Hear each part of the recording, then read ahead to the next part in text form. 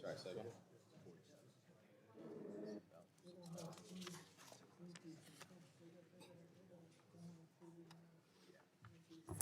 I believe what you said.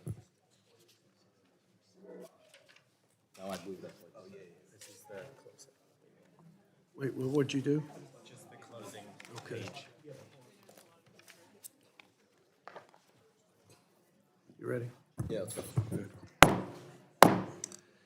The committee will now come to order. Today, the House Budget Committee will consider the concurrent resolution on the budget for fiscal year 2027, which is the first step to unlock the reconciliation process. First, let me thank the ranking member, but also every colleague for your time, for, I'm sure, making some scheduling changes, and my apologies for any inconvenience. Again, to my ranking member, thank you for working with us to develop a structure for this markup that closely follows what we've done in the past, with the goal to have a markup where both sides will have an opportunity to debate the framework for the concurrent resolution on the budget for fiscal year 2027. And again, thanks to everybody for your cooperation. Consistent with the agreement that I've reached with Mr. Boyle, without objection, and I'll go through a series of points. The ranking member, Mr. Boyle, and I will each have 5 minutes to make opening statements. After opening statements, we'll have 10 minutes for a technical and factual question, and I want to emphasize technical questions to address to the majority staff regarding the budget resolution. The document will be considered as read and open for amendment at any point. The amendments considered by the committee will be those submitted pursuant to the agreement I made with Ranking Member Boyle. Debate time for each amendment will be limited to 10 minutes. Debate time will be evenly divided between the sponsor of the amendment and the member opposed. The proponent of the amendment will have 1 minute reserved at the end to close. The chairman may be authorized to declare recess at any time, and the committee roll any request for a roll call vote on an amendment. I would like to thank everyone joining us here today as we undergo the most important duty of this committee, and in accordance with the Congressional Budget Act of 1974, considering the annual concurrent budget resolution. Okay, now I'm going to yield myself such time as I may need, and then I'm going to let you have as much time in fairness as you may need, Mr. Ranking Member and my friend. So good to see you this morning. A little context. I always think that's important for our discussions. After 4 years of lawlessness, incompetence, and what I think most Americans believe was a radical agenda, after suffering one self-inflicted crisis after another, from the border chaos to the cost of living crisis, 40-year high inflation, to the projection of weakness on the world stage, the American people said enough. In 2024, the historic election, the American people overwhelmingly elected Donald Trump and unified Republican leadership here in Washington. From day one, President Trump has hit the ground at Mach speed and moved with more purpose and urgency than any president in modern history, certainly in my lifetime. He has secured the border and stopped the flow of crime, criminals, and drugs that have been pouring into our communities and threatening the safety of our families.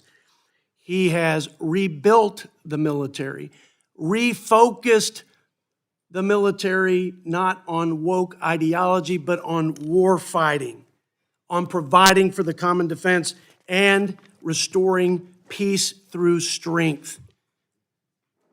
He stopped the unfair trade practices that were perpetrated on our great nation, leveled the playing field for our farmers and ranchers and manufacturers and our workers. He declared war on fraud. $1 million every minute of every hour of every day for a year is what is leaking in fraud out of the people's government. and he has a whole of government attack on that $500+ billion a year in fraud.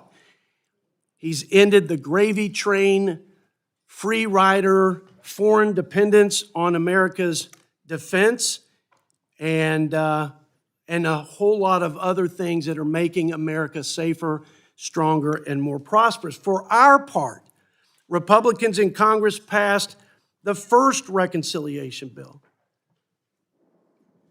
No help from our Democrat colleagues to stop what would be the largest tax hike in history. But we advanced what was the largest tax cut in history, providing permanent tax relief to hardworking Americans. We also, in reconciliation, one, ended the Green New disaster that was crushing American families, consumers with high energy prices, and weakening our country. So we're restoring American energy dominance. We rooted out record savings in waste, fraud, and abuse. $1.6 trillion, that's twice as much as any Congress in the history of the United States. And I think probably most importantly, we made the largest investment in the history of our country in national defense and border security. So we boosted the pay of our troops along with their morale. And most importantly, we strengthened our military to provide for the common defense. All of this in the face of what I believe is unprecedented Democrat obstruction. So let me make that case. Exhibit A, the first longest shutdown in America's history. We had an agreement. We put forward a clean continuing resolution to fund the government. That is, we said, let's fund the government at what we agreed to fund it last year until we agree on how we're going to fund it this year. The Democrats said no, for the first time ever, and shut the government down. Here were their demands. Repeal the safeguards for the American tax dollars to stop them from flowing to people who are not eligible or who are here illegally or are capable of working who refuse to work. So repealing the work that we did to root out waste, fraud, and abuse, that was their demand. Secondly, and later in the process, they demanded that we extend a COVID-era fraud-ridden program that had defrauded taxpayers by the tens of billions of dollars. Those were their unreasonable and ridiculous demands. Fast forward, government shutdown 2. Democrats held hostage the American people's safety and the Department of Homeland Security. Our Coast Guardsmen who protect our ports. Our Border Patrol who stand in the gap and risk their lives to defend our sovereign border. CISA agents who protect us against cyber attacks. All of it shut down because of the, what I would say is unserious and even dangerous demands that would have returned our country back to wide open border chaos, and it would have imperiled the safety of our law enforcement. We had to use Reconciliation 2.0 just to fund Homeland Security. My Democrat colleagues would not do that unless we defunded ICE and CBP. So we had to use reconciliation as Republicans only, not a single Democrat, to open up Homeland and fund ICE and CBP. Not one Democrat voted to fund ICE and CBP. Now we're at Reconciliation 3.0. We still have obstruction. I think as recent as 2 days ago, maybe it was yesterday, Democrats in the Senate said no, collectively, to what is historically a bipartisan National Defense Authorization Act, which basically are the policies that undergird the entire Pentagon and America's military. They've also held up FISA, which is a critical tool for our intelligence agencies to protect the American people. And I can keep going down the list, but the message is loud and it is clear to me that we're not going to get any help from our Democrat colleagues to do what I believe are two critical things to finish the fight that we said we would undertake for the people who gave us unified Republican leadership. And here's the first and most important one. Support our troops in time of conflict. We can debate where we are, why we're there. You can't debate supporting our sons and daughters in uniform who salute the commander-in-chief and risk their lives for our freedom, for our security, for our ideals, for our interest, anywhere, anytime. This is a defense supplemental. It should be bipartisan. We should be able to work collectively to stand with our troops. It will not happen, ladies and gentlemen. And if we don't use reconciliation to just give baseline readiness, not Star Wars and Golden Dome and transformative modernizing of the military, just the bombs, bullets, and battlefield readiness for our men and women in uniform to finish the fight successfully and return home safely. That's it. $67 billion, supplemental defense, should be regular order. We're going to use reconciliation because we're not going to let our troops be held hostage like we saw our Coast Guardsmen and Border Patrol, etc. Secondly, we're going to strengthen our food supply. We're not going to allow instability and a lack of resilience in the food supply. Food security is national security. We're not going to be begging China or anybody to feed our families. Thirdly, we have to do something to give confidence to the American people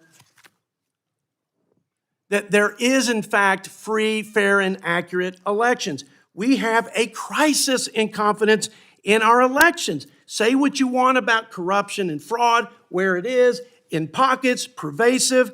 We have a public crisis in confidence. This may be the greatest threat to our republic.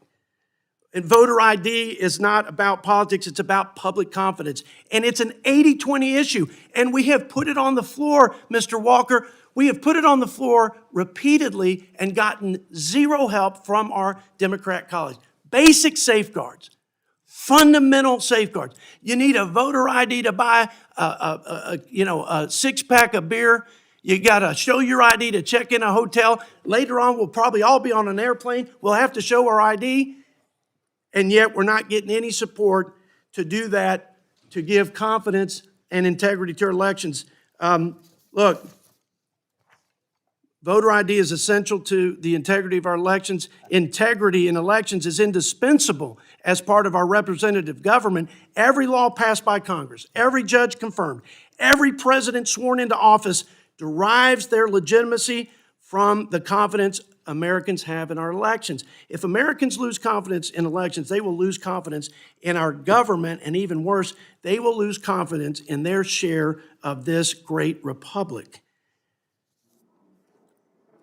We celebrate 250 years. We all probably reread the Declaration of Independence. Just governments, the only just governments derive their power from the consent of the governed. You cannot have the consent of the governed.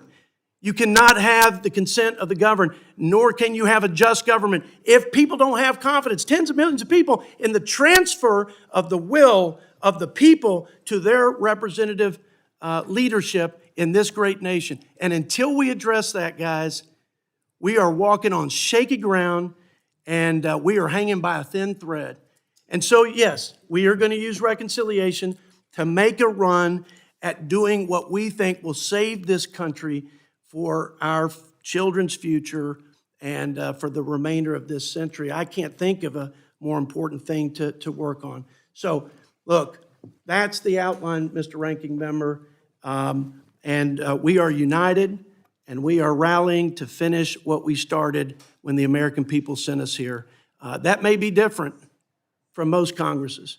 That may be different for Republicans in the past, but this is not your granddaddy's Republican Party, and this is the mighty House Republican Committee, and this is a unified Republican leadership, and we're going to get the job done. We appreciate your time. I know I went a little over my 5 minutes, but I'll let you have as much time as you want. Thank you, Mr. Chairman. I wasn't planning on starting like this, but you know, listening to you talk reminded me of one of the things I used to love to do when my daughter was younger. She's 12 now. But when she was much younger, I would love to read her fairy tale stories. And I would try to come up with the most imaginative, wildest, most creative fairy tale I could come up with. Mr. Chairman, I give you credit. The fairy tale you just told was so imaginative, I could never come up with something as wild. So I'm going to instead, in the 12 minutes that I have, attempt to stick to the facts of what are actually in the Republican Reconciliation 3.0, America Last. You know, one thing, as divisive as the 2024 election may have been, one thing that actually both Democrats and Republicans agreed on, the Democratic nominee for president and Republican nominee for president both agreed on, the polls were overwhelmingly clear, the top issue for the American people was affordability. That costs post-pandemic had gone too high, that America had become unaffordable, and that campaign was about who would lower costs. President Trump ran around my state of Pennsylvania more than any other state in the union, promising to lower costs, and I quote his exact words, "I will lower costs on day one." Here we are more than 18 months later. Are costs any lower?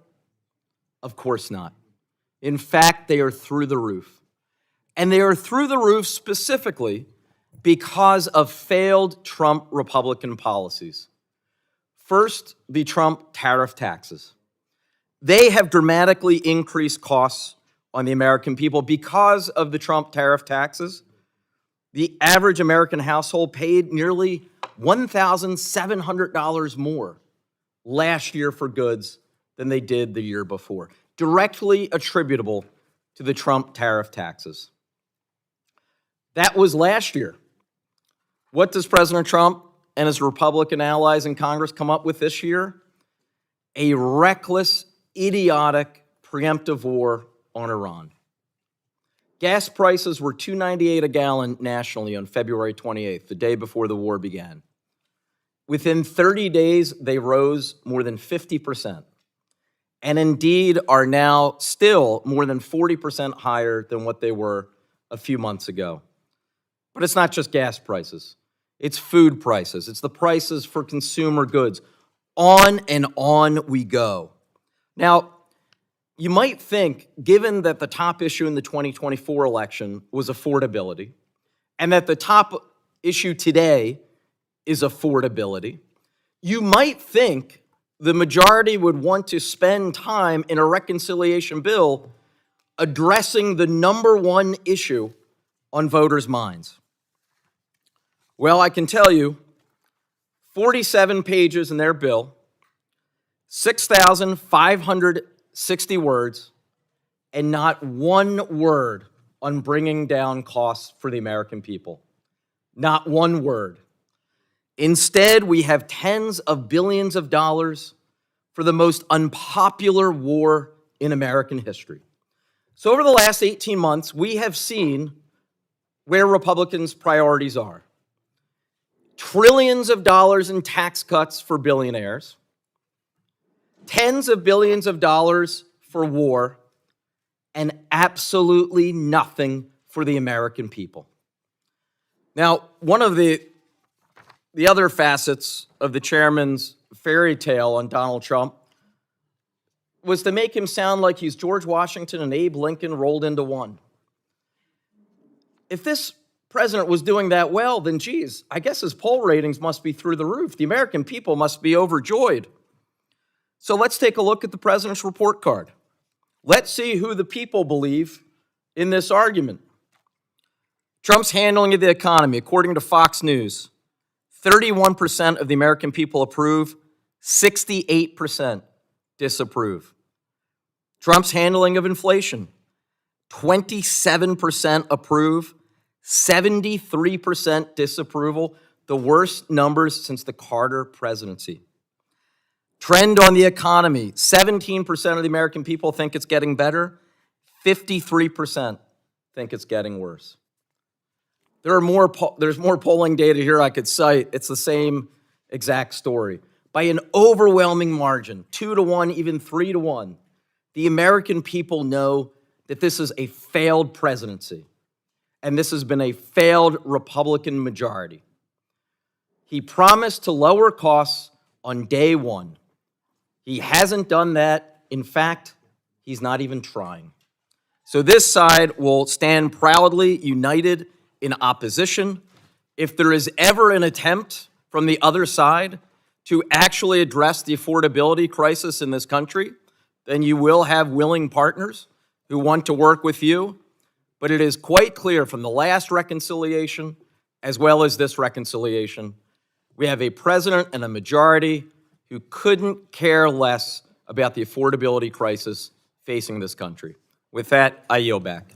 I thank the ranking member. If any other members would like to submit a written statement for the record, I'll hold the record open until the end of the day to accommodate those members who may not have prepared written statements. We will now proceed with the technical / factual Q&A session of the concurrent resolution on the budget for fiscal year 2027. We have our witness at the table now, Mr. Brad Watson, the Director of Budget Review. The majority staff is available to only answer technical questions. I guess we emphasize that because we anticipate some non-technical questions, but we're going to focus them on technical. Members may have, or if any questions begin to stray from that, then we will refocus, or I'm prepared to just to gavel it down. There'll be plenty of time for members to debate in the later markup, and so now let's open it up for any member who has questions. Actually, I'm going to recognize Mr. Boyle. Oh, you guys don't start. Yeah, to kick us off. Yeah, well, first, as Mr. Watson, I hope, recalls, I actually try not to argue policy points with staff and instead save those discussions and debate for members. But I do want to flesh out a little bit more about what is in here, because the reporting publicly the last 72 hours was all over the place in terms of where things would land. And even in the last 24 hours, there's a dispute between your Republican Senate brethren and what's here. As of right now, are there any offsets whatsoever in this bill? So the budget resolution would provide reconciliation instructions that provide a maximum level of deficit increase of $95 billion over 10 years. That's the maximum allowed in terms of the reconciliation instructions over the 10-year period. The budget resolution in the aggregate, all components of the budget resolution combined, would propose to reduce the deficit by $7.7 trillion over 10 years. I'm sorry. Can you walk us through magically how this would increase the deficit by up to $95 billion and yet somehow achieve deficit reduction? Yes, sir. The budget resolution would propose the following four set of policies. First, the budget resolution would provide discretionary spending restraint that would save $2.5 trillion over 10 years relative to the CBO baseline. Second, the budget resolution... Sorry, let me stop you at number one, since that's, I think, the biggest chunk. Can you briefly describe how exactly this would be achieved? Because it does seem, and I won't debate this point with you, but it does seem as if this is fuzzy math. Yes, sir. The budget resolution on discretionary spending would propose an allocation that would grow by 2% in FY 2027. So the allocation for the Appropriations Committee in FY 2027 would be $1.662 trillion. From there, that level of spending would be frozen for 2 years. That would be the allocation then for 28 and 29. Then thereafter, spending would grow by 1%. Overall, in the aggregate, compared to CBO's baseline, that math leads to $2.5 trillion of savings for discretionary spending. I have further questions, but knowing that we're on the clock, I want to yield to any of my colleagues for questions they may have. So I yield to Mr. Scott. Just very briefly, do those numbers account for inflation? The discretionary spending allotment would be set at a 2% growth in 2027. That is the nominal growth increase. In 28 and 29, the policy is you would have a The question is freeze. nominal growth, so that if inflation is 3%, you not only don't keep up with inflation, you actually cut below inflation. Under the Budget Act, the Budget Committee sets a nominal amount. This budget resolution sets a nominal amount of 1.662 trillion.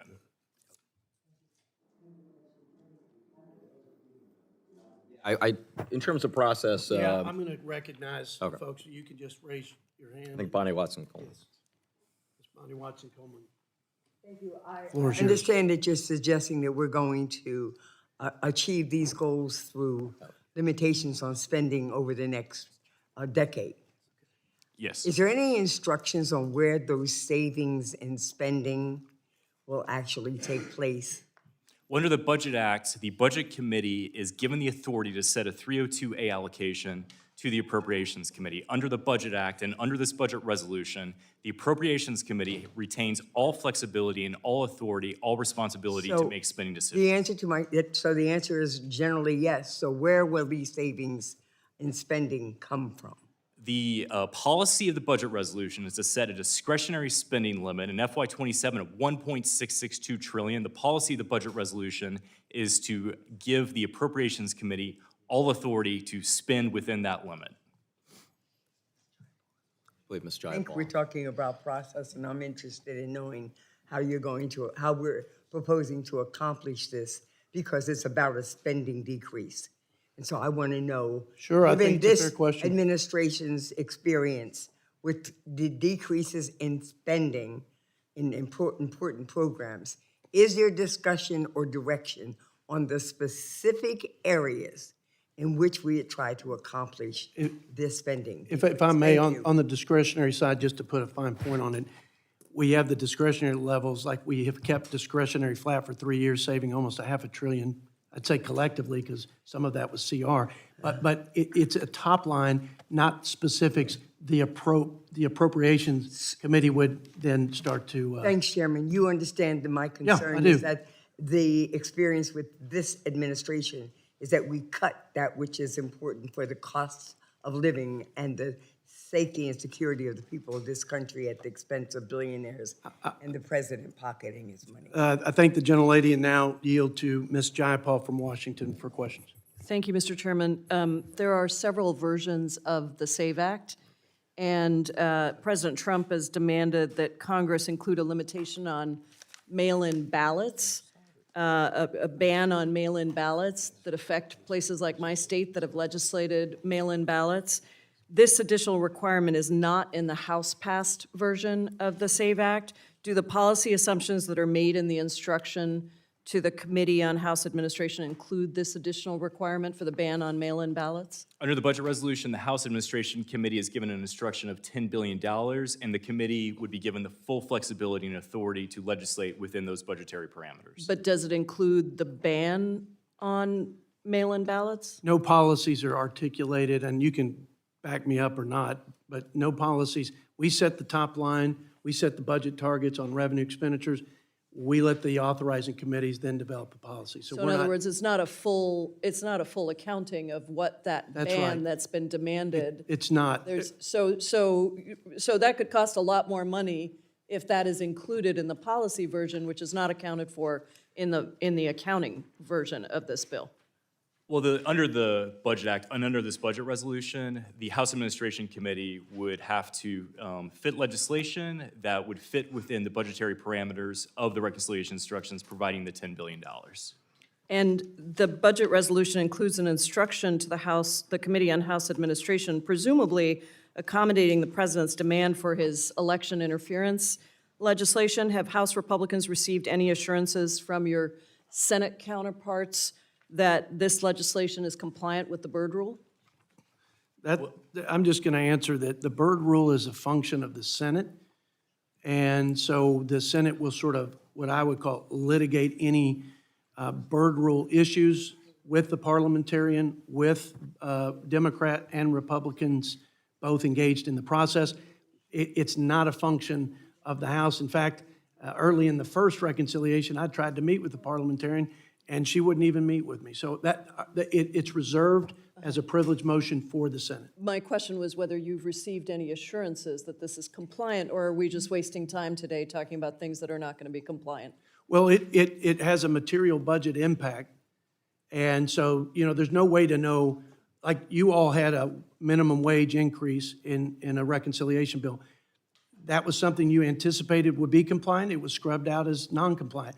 We had some things scrubbed out of the first one that did not comply with board rules. So we won't know until it's over there, but I would just assure my friend that we have put monies around the provisions of the SAVE Act, if you will, and that is a material budget impact. But it will be litigated like everything else by the parliamentarian in the Senate. Mr. Watson, you're being replaced by Mr. Arrington. I think that Mr. McGarvey and Yeah, now yield to Mr. McGarvey from the Commonwealth of Kentucky. Thank you, Mr. Chairman. I see we're short on time, so I'll try to be brief. You use a lot of big words, big numbers here, but I think we can break this down pretty simply. This bill, right, the deficit refers to the amount we are spending year over year for what we don't have, right? So that's our number, okay. Yes, sir. The debt is the actual debt of the country. Yes, sir. So the decrease in the deficit spending this bill is so little that the debt of our country is actually increasing under this bill, correct? Under the budget resolution, there would be, compared to CBO baseline, approximately $8 trillion of debt reduction compared to the CBO baseline. So it adds to the debt, yes. The debt would, in nominal terms, grow, but it would grow by less than it otherwise would. Yes. Again, you're using big words. In nominal terms, the debt gets bigger, right? The debt would grow, but by less than under the CBO baseline. So this bill increases the debt of the country. Well, I would say that. Yes, is what you would say. Yeah, well, compared to the CBO Okay, perfect. baseline, Mr. Chairman, I yield back. reducing the debt by 24 percentage points. And I'll give, listen, I took some time explaining stuff. My colleagues may not like this, but if you need another 20, 30 seconds.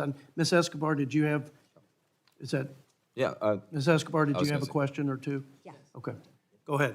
Okay, thank You can you. go over time about 30 seconds. So the budget resolution provides for a total discretionary level of 1.7 trillion for 2027. But this is $200 billion lower than what the appropriations bills that have been reported out of the Appropriations Committee have. And so is the House going to need to cut nearly $200 billion from what we've already considered?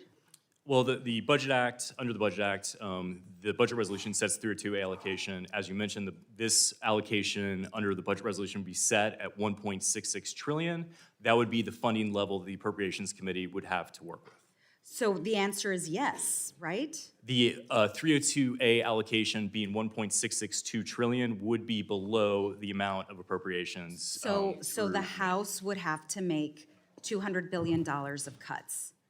the amount. Yeah, let me answer that question, if I may, a little more directly. It is not unusual for the Budget Committee to come in with a lower top-line number than the appropriators.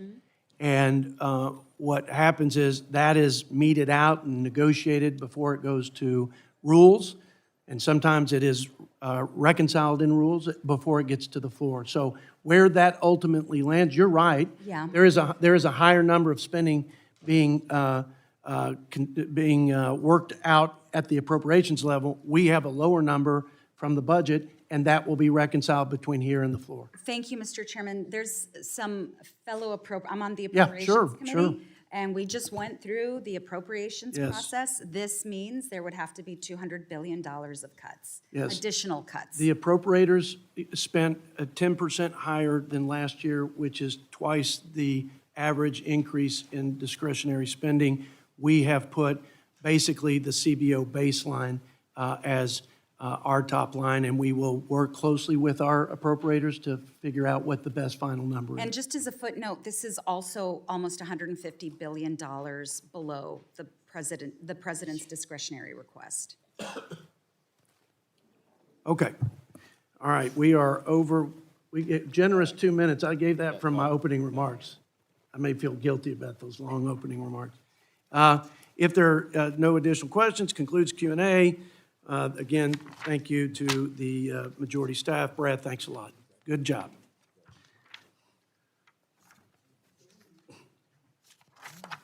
The committee will now proceed to the consideration of the budget aggregates, functional categories, and other appropriate matters. This text is identical to the tables distributed to all members and posted online yesterday.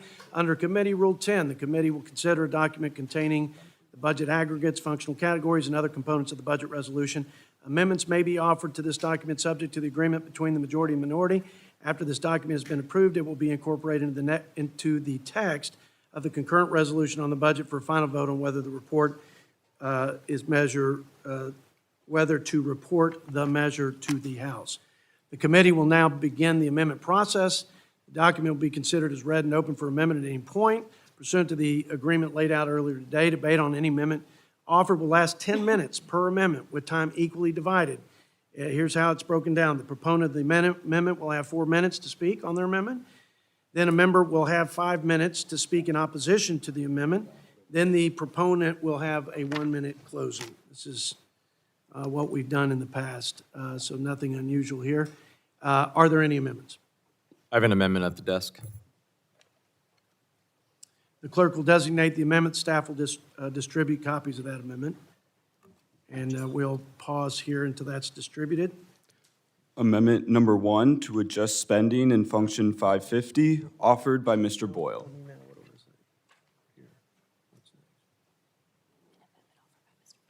So we don't do this, so he's just done that. Okay. I hate these little. This is yours. This one.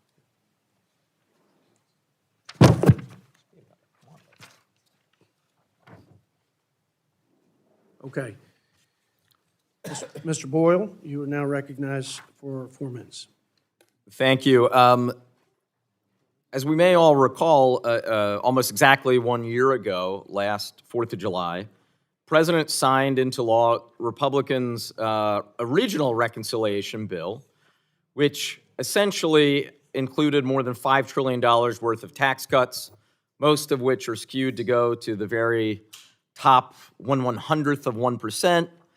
And included in that were cuts of more than $900 billion to health care in this country, most of those cuts coming from Medicaid. It was projected at the time by Congressional Budget Office that more than 15 million Americans would lose their health care. Some, like Kaiser, found that it would be 17 million. Those numbers were disputed by the other side. Well, here we are a year later, and already 8 million people have lost their health care. And bear in mind, the Medicaid cuts haven't even taken effect yet. The Medicaid cuts will begin come this December. So my amendment is very simple. We have already seen 8 million Americans lose their health care. Let us act now before another 8 million also lose their health care due to these Medicaid cuts. This resolution would accommodate the necessary level of Medicaid funding by requiring the wealthy and corporations to pay their fair share, reversing the tax cuts for billionaires and ultramillionaires that were part of PL 119-21. It's very simple. We cannot balance our books or attempt to come close to balancing our books on the backs of the poor and the working class and the middle class in this country. The damage in terms of the greatest loss of health care in American history has already been severe over these last 6 months. We must act now and pass this amendment, or 8 million more people will lose their health care beginning this December. With that, I yield or reserve? I think I yield. Yield. Thank you, Ranking Member. Is there a member who would like to claim the time in opposition to the amendment? Mr. Chairman. Mr. Carter is recognized for Thank you, 5 Mr. minutes. Thank you, Mr. Chairman. Mr. Chairman, the health provisions within the One Big Beautiful Bill protect and strengthen Medicaid. They do not cut Medicaid. They protect and strengthen Medicaid for the most vulnerable whom the program was designed to serve. low-income pregnant women, children, those with disabilities, and the elderly. Allegations that Republicans cut Medicaid are simply untrue. Medicaid spending will still grow. It'll still grow over 20% over the next decade, but on a much more sustainable fiscal path. The nonpartisan Independent Congressional Budget Office confirmed that those that Democrats allege are losing Medicaid coverage are only individuals who are already ineligible for the program. Illegal immigrants or able-bodied adults without young dependents refusing to work. Mr. Chairman, I ask unanimous consent to submit into the record a letter from CBO on changes to insurance coverage under H.R. 1, the One Big Beautiful Bill. So ordered. CBO also confirmed that 3.7 million people who Democrats say will be uninsured will still have access to federally subsidized health insurance, either through Medicaid, Obamacare tax credits, or employer-sponsored insurance. The One Big Beautiful Bill's Act's common sense, Clinton-style Medicaid work requirements are a policy Democrats would have embraced not so long ago. As a reminder, the Medicaid community engagement requirements apply only to able-bodied adults without dependents under 14. If you're working, learning, serving, or moving toward work for at least 20 hours a week, Medicaid will still be there for you. In fact, a new report from HHS shows that Medicaid work requirements are estimated to lift 3 million people out of poverty by incentivizing employment. What's more, the One Big Beautiful Bill Act reins in Medicaid money laundering through provider tax and state-directed payment reforms, restores eligibility checks to ensure deceased individuals do not remain on the rolls, and invests $50 billion in the Rural Health Transformation Fund to support access to care for Americans in rural areas. The One Big Beautiful Bill Act also makes meaningful progress toward a more personalized health care system that prioritizes patients through expanding HSA eligibility to include those enrolled in bronze and catastrophic plans, direct primary care arrangements, and pre-deductible telehealth. Mr. Chairman, Republicans were proud to support these reforms to improve the Medicaid program and ensure it serves America's most vulnerable. Mr. Chairman, as you know, for many years, I served as a pharmacist, and I worked diligently on this Medicaid program, and I saw the abuses in the Medicaid program. I saw them firsthand. What we did was improve this for the people who need it, the people who deserve it, the most vulnerable in our society. It is indeed a safety net program intended for those people. What we did in the One Big Beautiful Bill Act was simply to get people off of that program who should not have been on it in the first place. We put them on other programs that are more appropriate for them. In other words, we saved Medicaid. We saved one of the fastest growing programs in our appropriations budget. And I'm very proud of the work that we did. At that time, I was chair of the Health Subcommittee on Energy and Commerce that proposed those changes. And I'm very proud of the work that we did. I think that we have improved it. I think we've made it better for future generations, and I yield back. And I urge a no vote on this. Thank you, gentleman from Georgia, in the balance of time. Just to remind folks, because this is a false narrative on the Big Beautiful Bill. We put in measures that would prohibit ineligible, illegal, and folks who are capable of working but refuse to work. I mean, this is what the American people expected from Republican leadership in this town. And to my friend's point from Georgia, by doing that, rooting out the waste, fraud, and abuse, we are making these programs more sustainable for the most vulnerable. And I contrast that with President Biden, who signed with the stroke of a pen executive order allowing illegal immigrants to receive Medicaid funding. And $9,000 per illegal immigrant, that's more than we spend on Medicaid for our own citizens. And with that, I yield. Now, are there any, oh no, Mr. Boyle gets a 1-minute closer. Mr. Boyle, 1 minute. Well, let's, in the final minute, let's just look at the facts of what has already happened. In the 6 months since the Big Ugly Law's enactment, More than 6,500 workers have been laid off at hospitals, and 115 hospitals and clinics have shut their doors or eliminated services like maternity care, primary care, or behavioral health services. The Medicaid cuts that will again occur beginning in December, they would newly expose 55 rural hospitals across 26 states to be at serious risk of closure, leaving 380 rural hospitals across the nation with such risk. Furthermore, Republican steep cuts to state Medicaid budgets would pressure states to scale back eligibility for nursing home care and force them to sharply curtail or even end Medicaid home and community-based services.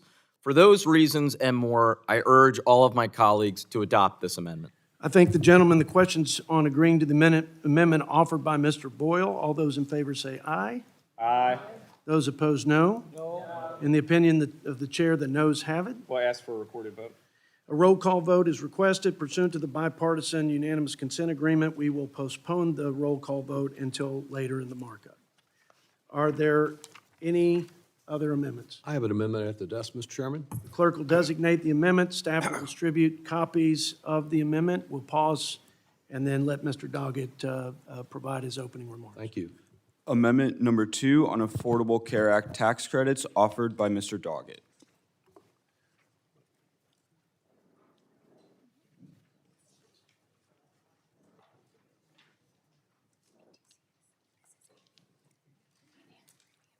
May I proceed, Mr. Chairman?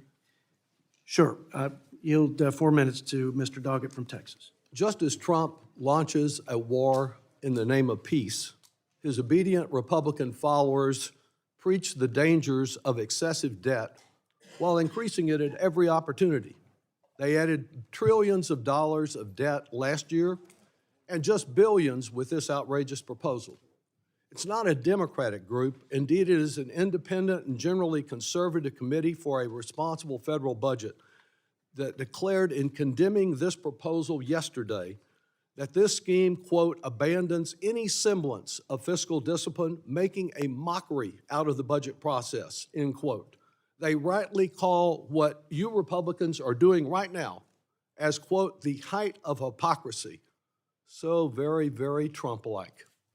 So as he talks so tough, Donald Trump is simply too weak to stand up to Benjamin Netanyahu, as had President George W. Bush and so many other presidents who recognized the dangers to American families and the world economy of launching an unnecessary attack on Iran, recklessly ignoring his own civilian and military advisors, well aware that he had a submissive Republican Congress that would let him get away with just anything.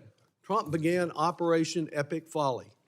He has failed on his war objectives, providing us neither nuclear safety nor the regime change that he promised. Instead, he has strengthened those he now calls Iranian scum, who can project even more power than before this unfortunate assault. So what does it cost us? Moody's Analytics estimates about $1,100 for each American family so far in higher gas prices, higher groceries, higher airfare, and higher interest rates since Epic Folly began. Now he wants Americans who are already suffering to pay again for all the resources that he's wasted in a quagmire, a war that he doesn't know how to get out of. This morning's news headlines indicate he's thinking now that he'll escalate the war. This is the war he told us 5 months ago we had already won in what is becoming a Netanyahu-type endless war. Now, the Republicans say that they are concerned with families' budget but do nothing about it. Well, Donald Trump seems to be very concerned about his own budget, raked in $2.3 billion in a single year in what must be the most corrupt presidency of any in American history. The American people can decide what to call a foreign government that's wiring money to the president's family business as the same president sets foreign policy, and his sons are involved in transactions from Venezuela to Kyrgyzstan, from drones to SpaceX. Today, we have a desperate bill that Republicans are offering to save themselves from growing public awareness that Trump is nothing but a charlatan. He lied about lower prices that he would bring, and so much more. One of those areas where the most damage has been done is with regard to health care. Millions of Americans had affordable health care. Now they only have Trump nothing care. After Republicans voted to take away affordable tax credits, consumers are left with soaring costs. The nothing care crisis does not stop there because the Republican Medicaid cuts are already leading to the elimination of services for the disabled and many others. Health clinics are closing, staff are being laid off, and about 450 hospitals are at risk of closing. This bill does absolutely nothing to stop this growing Republican-created health care crisis.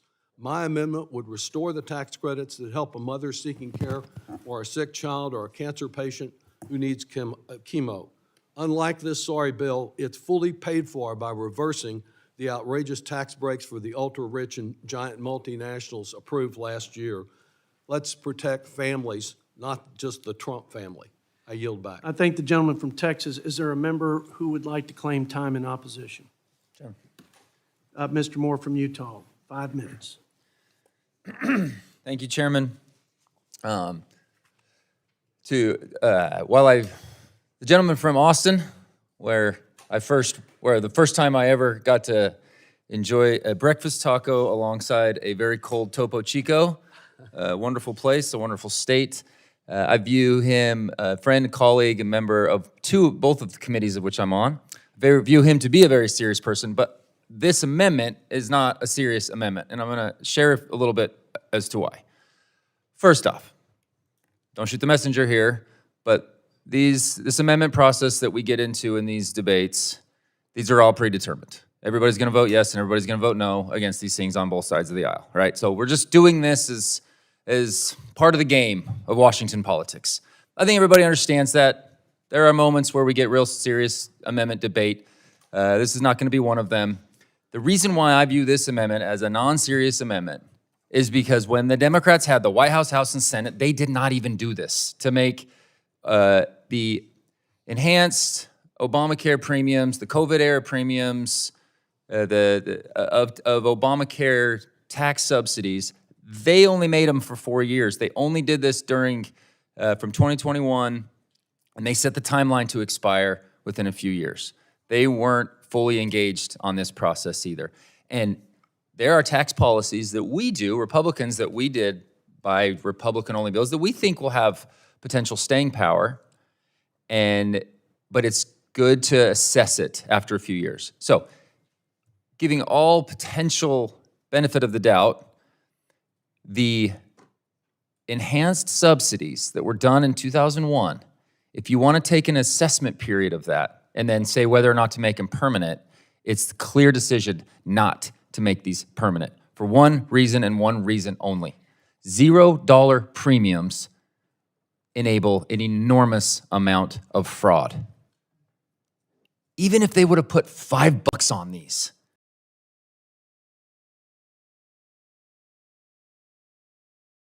we could have thwarted a ton of people getting signed up. Probably they didn't even know they were getting signed up. Insurance companies were taking taxpayer dollars in the billions,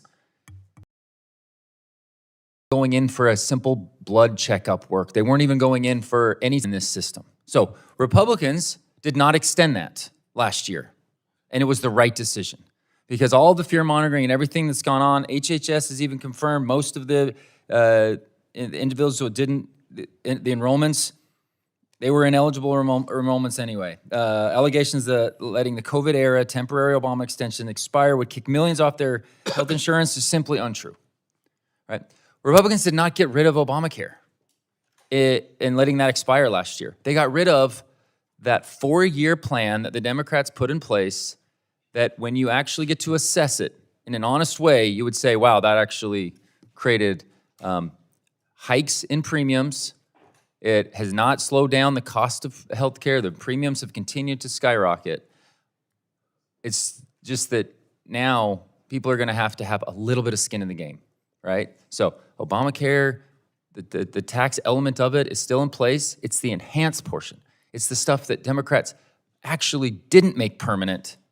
We let that expire. And now, through this amendment, they're saying, oh, let's do it permanent now. When Republicans have the White House, that's not going to happen. This is an unserious amendment. This is proven to help to make it so premiums continue to skyrocket while and costs go up. Everybody's concerned about costs, both sides of the aisle. We had a plan to lower premiums by 11% and save $37 billion by actually making the Affordable Care Act work better. But every Democrat voted against that, right? That stuff goes back and forth. The working families tax cuts, when you look at it, we are trying to put dollars back in American families' pockets, giving them the autonomy and the flexibility to do what they want with it. This targeted approach of enhanced subsidies failed over the last 4 years. $0 premiums enacted a ton of fraud, and it's time to find actual solutions on the healthcare policy, and that's not what we're doing today. Thank you, and I yield back. And as I recall, the Democrats who extended these made them temporary before Republicans were in control, wanted them to be permanent. It was the watchdog groups that said 6.4 million individuals received credits for which they were not eligible. It is just completely a fraudulent program, especially that COVID-era portion. With that, I yield to my friend from Texas for a minute to close. With respect to my colleague from Utah, with whom I enjoy working, there's nothing imaginary or unrealistic about this amendment for the mother who's out there trying to get her child care, for the cancer patient who needs chemo and doesn't know how they're going to get it anymore, because millions, literally millions of Americans have lost their access to a family physician because of these cuts. And this could be resolved in this very bill, but Republicans have refused to do it. The fraud problem, if fraud could pay for our government, I'm sure we would have already had it paid for, was insurance brokers that President Biden suspended and President Trump reinstated, not those people who are trying to get care. The problem is that this Trump regime is based on lies. He lied about having a better health care plan. He lied about lowering cost on day one. He lied about the war that he says we already won, that is now endless, and which this bill is funding, and Americans are funding. Every time they go to the gas pump or open the fridge, they're paying the Trump war tax for a war that should never have been started. I yield back. Thank the gentleman, and question now is on agreeing to the amendment offered by my colleague from Texas, Mr. Doggett. All those in favor say aye. Aye. Those opposed, no. In the opinion of the chair, the noes have it. Ask for recorded vote. Recorded vote. Roll call vote is requested pursuant to our agreement. We will postpone the roll call until later in the markup. Are there any other amendments? Mr. Chairman. Mr. Scott? Mr. Chairman, I have an amendment at the desk. Clerk will designate the amendment and distribute copies. We'll pause for just 30 seconds here, and then I'll yield you your first 4 minutes. Amendment number 3 on student loans, offered by Mr. Scott.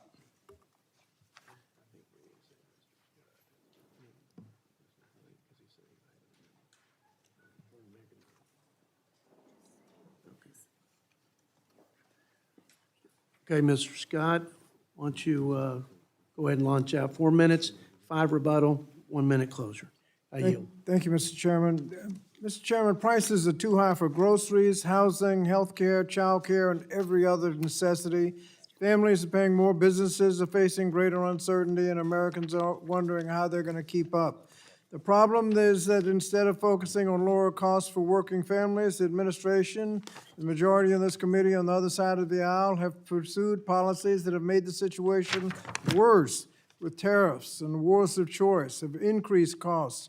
And the passage of the big ugly bill shows how they will cut spending. They cut health care, food assistance, and education funding while adding $4.7 trillion to the national debt. Now they want to give the president another $73 billion more to wage another endless war.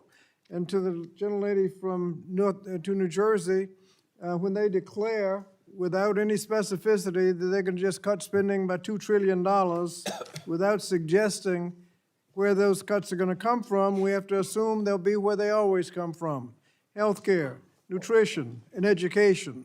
So this amendment addresses a part of the big ugly bill that limits students' access to federal student loans and eliminate repayment plans, increasing the cost of higher education for students and families. These changes include eliminating Parent Plus loans, ending income-driven repayment as we know it, changing student loan eligibility so fewer students will qualify, forcing students to pay interest on loans while they're still in school, slashing Pell Grant funding, and placing severe limits on the loan amounts that could have the effect of eliminating opportunities for students to achieve credentials for the highest paying jobs, especially those that require licenses, such as physicians and lawyers, physician's assistants, and nurse practitioners, and many others. Programs to support higher education create opportunities for students to attain more schooling, which ultimately allows them to improve their lives and increase their lifetime earning potential. Our colleagues voted to eliminate these opportunities to fund tax cuts for millionaires and billionaires. This amendment reverses this damage to ensure that higher education remains available for all, and it pays for it by being a little less generous to millionaires and billionaires. Mr. Chairman, I yield back the balance of my time. Thank the gentleman. Are there any members who'd like to claim time in opposition? Mr. Grothman from Wisconsin, you'll, 4 minutes, 5 minutes, actually. I don't really think the problem we have in this country is not enough people going to college. I mean, right now, the best jobs are not those jobs, and I think we've misled the younger generation to allow them to do that and to get further and further in debt, chasing degrees that don't have value. In any event, rolling back the One Big Beautiful Bill Act's student loan provisions would add $350 billion in spending over the budget window. President Biden's student loan cancellation scheme incentivized skyrocketing tuition, but also punished working-class taxpayers of an amount over $180 billion. The One Big Beautiful Bill streamlined the student debt repayment plans, saving taxpayers $270 billion. One Big Beautiful Bill set annual and aggregate loan limits for graduate borrowers and parents of undergraduate students. These limits would prevent students and parents from over-borrowing while saving over $44 billion. And I have run into my district these people who have over-borrowed for graduate degrees and are just stuck. And I think the only reason you want to give them more money is to prop up some of the people who make their money teaching and administering these degrees, who, like I said, they're making money on people offering a service that doesn't have value. Additionally, One Big Beautiful Bill delayed the closed school discharge and borrower defense rules, which had been abused by the Obama and Biden administrations, through expanded claim eligibility to provide additional loan forgiveness ahead of the midterm elections in 16 and 22. These actions brought forth over $16 billion in savings. Rolling back these critical improvements at the Department of Education would be counterproductive to all the great work congressional Republicans and the Trump administration have worked so tirelessly on. I urge a no vote, and then I would ask that we submit a paper here, why colleges are slashing MBA prices, like it be submitted to the committee. So ordered. So ordered. Thank you. Are you done? Yield? Mr. Scott, 1 minute. Thank you, Mr. Chairman. Mr. Chairman, the gentleman has said essentially that when students get relief, it burdens taxpayers, but when wealthy get trillions of dollars in tax cuts, it doesn't burden anybody. That's nonsense. The federal student loan program supports millions of students in affording higher education, college education, expands opportunity, and boosts workforce productivity. And studies have shown that college degree dramatically increases employment and wages. Income-driven repayment plans in particular have made it possible for students to affordably pay back their debt after they finish schooling.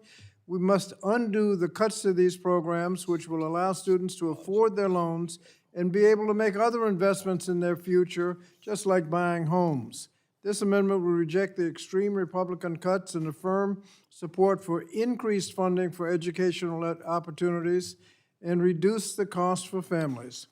Mr. Chairman, I'd hope we'd adopt the amendment, and I yield back the balance of my time. I thank the gentleman. The question's on the table for agreeing to the amendment offered by Mr. Scott. All those in favor, aye. Those opposed, no. No. In the opinion of the chair, the noes have it. Request for recorded Roll vote. call votes requested pursuant to our agreement. We'll consider that later in the markup. Are there any other questions? Amendments? I'm sorry, amendments. Or Chairman. questions, if you have a question. Mr. Chairman, Mr. Peters, I have an amendment at the desk. great. The clerk will designate the amendment. Give us 15 seconds here for the distribution of the amendment. And then I'll yield you your first 4 minutes. Amendment number 4 to add a policy statement on immigration and customs enforcement and customs and border protection offered by Mr. Peters.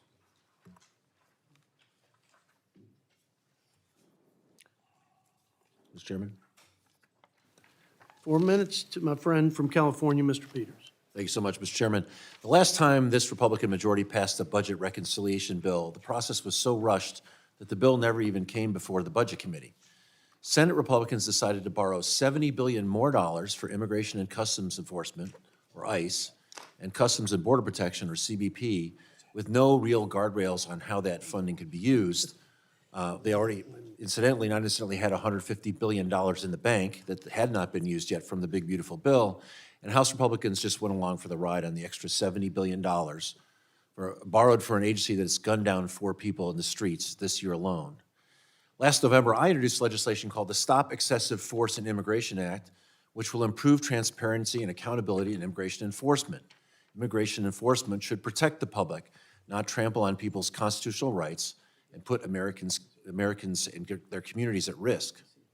I started working on the bill after 20 fully armed federal agents stormed a small neighborhood restaurant in my district that was filled with families, people enjoying dinner. The agents threw the owner against the wall, handcuffed all the employees, and used flashbang grenades on concerned bystanders outside the restaurants. Why terrorize hardworking, law-abiding people? It makes no one safer. It makes Americans less safe. My amendment is clear that if Republicans want to pour more billions of dollars into ICE and CBP, there have to be basic rules for transparency and accountability. Americans have a right to hold ICE and CBP to common sense standards. ICE and CBP agents do not get a pass to conduct dangerous and unchecked enforcement operations. If Republicans want to borrow more money, these agencies must operate in a way that upholds the basic training and standards we deserve from any member of the law enforcement community, whether they're local police, sheriffs, or state police. Americans have been harmed and even killed in immigration enforcement actions. These tragedies raise serious concerns about agents' use of force, training, and oversight. We cannot continue to borrow billions of dollars for these agencies as if they have a blank check. We need to address the clear failures first. Officers who wear masks and fail to identify themselves during enforcement actions make it difficult to investigate misconduct and hold individuals accountable. If you enforce the law, you should follow the law. You should be identifiable to the public. This amendment ensures that CBP and ICE agency will wear body cameras to ensure that interactions are recorded. We also have to protect and safeguard sensitive locations. Immigration enforcement around schools, hospitals, child care facilities, and places of worship create fear and instability among families and children across the nation. Children should not have to worry about being permanently separated from their family when going to school or seeking medical care. My amendment also ensures that enforcement practices do not violate First Amendment rights or target individuals for lawful activities. It requires that immigration enforcement shall be conducted within the bounds of the Constitution, a basic expectation in democracy, I think something everyone in this committee should support. I urge my colleagues to support this amendment so Americans finally can have the accountability, transparency, and safety we deserve. And I yield back. I thank the gentleman from California. Is there a member who'd like to claim time in opposition? Mr. McClintock, I yield 5 minutes to you. Thank you. And 1 minute for rebuttal at the end. Thank you, Mr. Chairman. For 4 years, the Democrats deliberately opened our nation's borders and allowed more than 10 million illegal aliens to enter. The impact was devastating. Hospitals overrun with illegals demanding care, food pantries and homeless shelters overwhelmed, classrooms packed with non-English speaking students, rampant child sex and labor trafficking, hundreds of thousands of Americans dead from fentanyl poisoning, suppressed wages for working families, $160 billion in welfare costs to support this population, and worst of all, the introduction of the most violent criminal gangs and cartels in the world into our neighborhoods and communities. President Trump reversed these ruinous policies by simply enforcing our existing immigration laws. Illegal border crossings immediately plunged by more than 95%.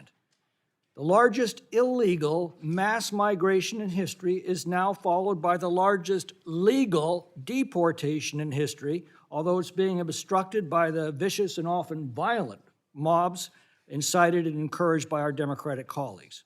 Now, virtually every Democrat in Congress has voted repeatedly to defund immigration and customs enforcement. And now we have this amendment that would make it impossible for them to enforce these laws. That's their aim, and that's the question Americans will have to answer in the upcoming election. Do you really want to allow the Democrats to reopen our borders? And here's the ultimate irony. When a criminal is in custody and turned over to ICE, that can be done safely, securely, and without incident. But when that criminal is released back into our neighborhoods, squads of officers have to be deployed, force must often be used, and the consequences can be deadly to ICE officers, to accomplices, to bystanders, and to the targets themselves.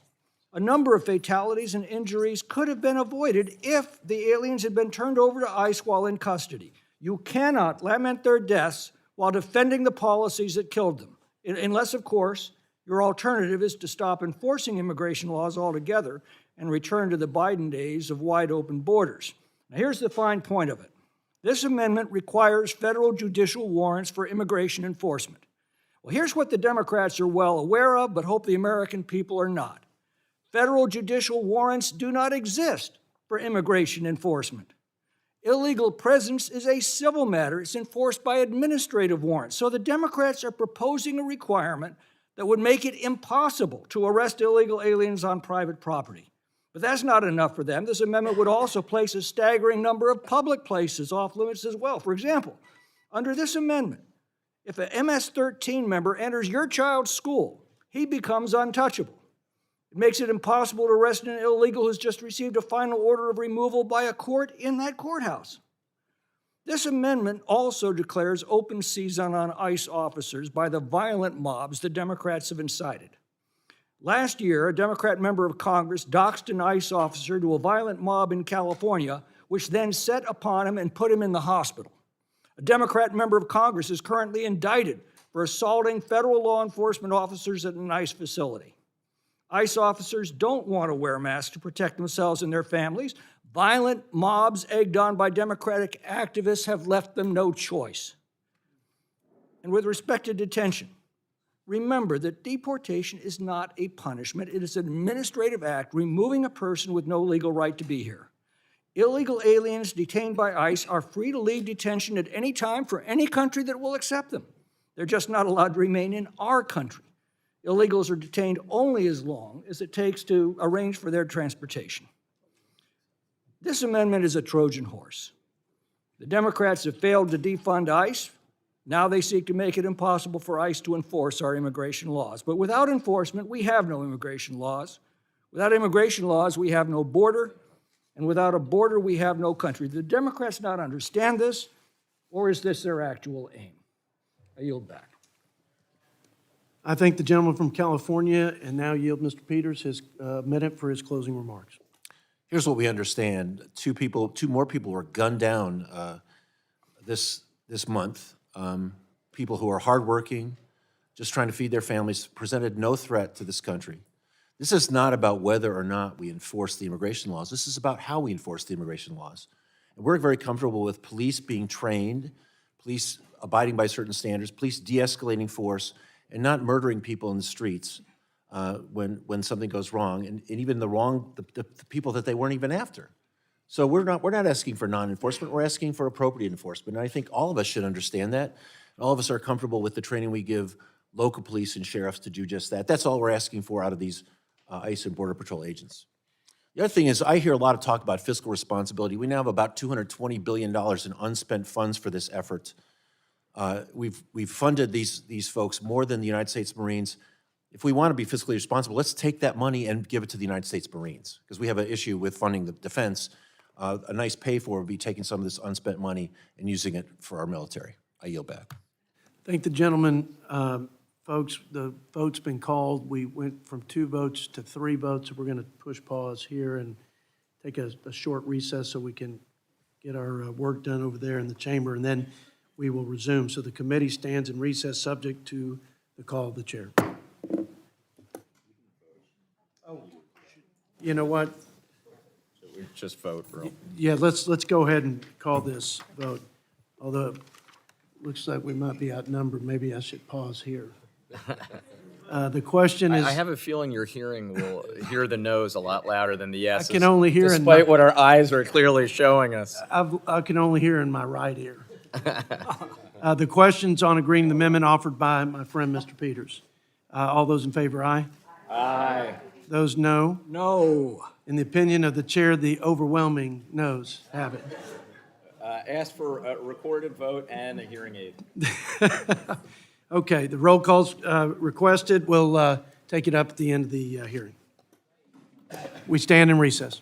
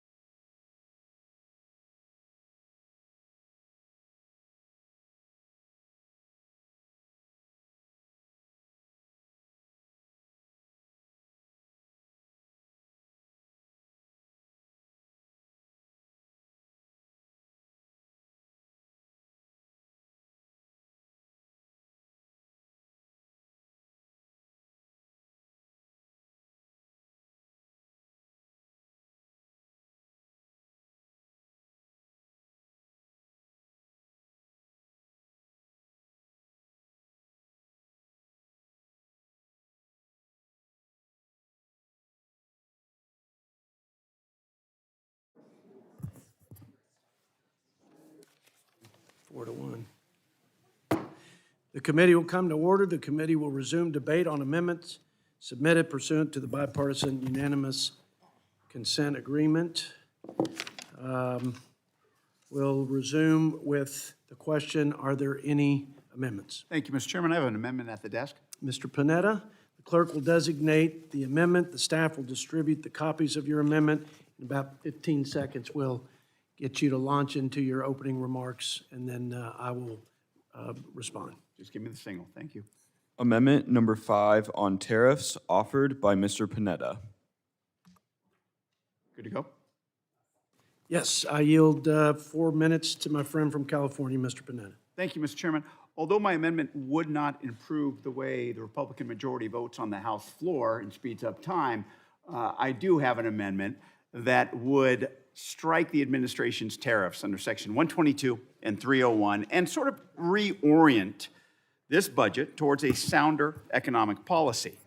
Now, as you know, or as I believe, the budget resolution paves the way for $95 billion in spending and adds almost $100 billion to the $4 trillion in debt that this committee allowed in last year's partisan reconciliation bill. And it fails to address an issue that we're hearing over and over and over from many, many constituents across the country, and that's affordability. Americans are being crushed by rising costs of housing, healthcare, food, and fuel, which have only gotten worse since this president took office, mainly because of his tariff policy.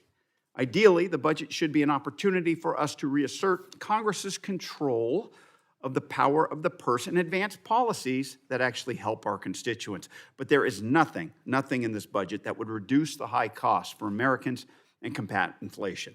Instead, we're spending the limited amount of time that we do have left in Congress in the 119th on funding the president's pet projects, including the war in Iran, the war against voting, and the war against free trade, with a tariff policy that has imposed significant costs that hurt American businesses of all sizes, especially when it comes to our farmers. So my amendment, straightforward, would strike down those tariffs and restore our congressional power over trade. This resolution allows up to $12 billion in assistance for farmers, which merely compensate for the consequences of a bad trade policy. They do not address the underlying problem. I know you, of all people, Mr. Chairman, believe that our farmers deserve support. They work hard, they put food on our tables, and they feed the world. Don't get me wrong, they'll take a bailout. But you know as well as I do, they do not want another insufficient government check to make up for an injurious trade policy. Instead, they want market access, they want less regulation, they want legitimate reform to our system of immigration, and they do not want tariffs. Now, I admit, we've given up our authority over the past few decades. Democrats and Republicans are responsible for this. We put ourselves in a position so that when we have a president that has a 40-year fetish for tariffs, he puts in place illegally these types of tariffs that hurt our consumers, our businesses, and our farmers. I believe, as Congress, the Article I body, we shouldn't roll over and accept a terrible tariff policy from the executive branch and then attempt to paper over those consequences with more federal spending. Instead, we should push back and pursue policies that expand opportunity, strengthen American competitiveness, and give Americans a stable economic environment that they deserve. That's why I'm offering this amendment to strike the president's tariffs under Section 122 and 301 and reassert Congress's control over the power of the purse. My amendment would push back on these tariffs and show the constituents that we will not support economic policies that harm them. This amendment advances the three goals of making sure that our farmers deserve access to markets, American families deserve lower costs, and taxpayers deserve better stewardship of their dollars. And I urge my colleagues to support it and yield back.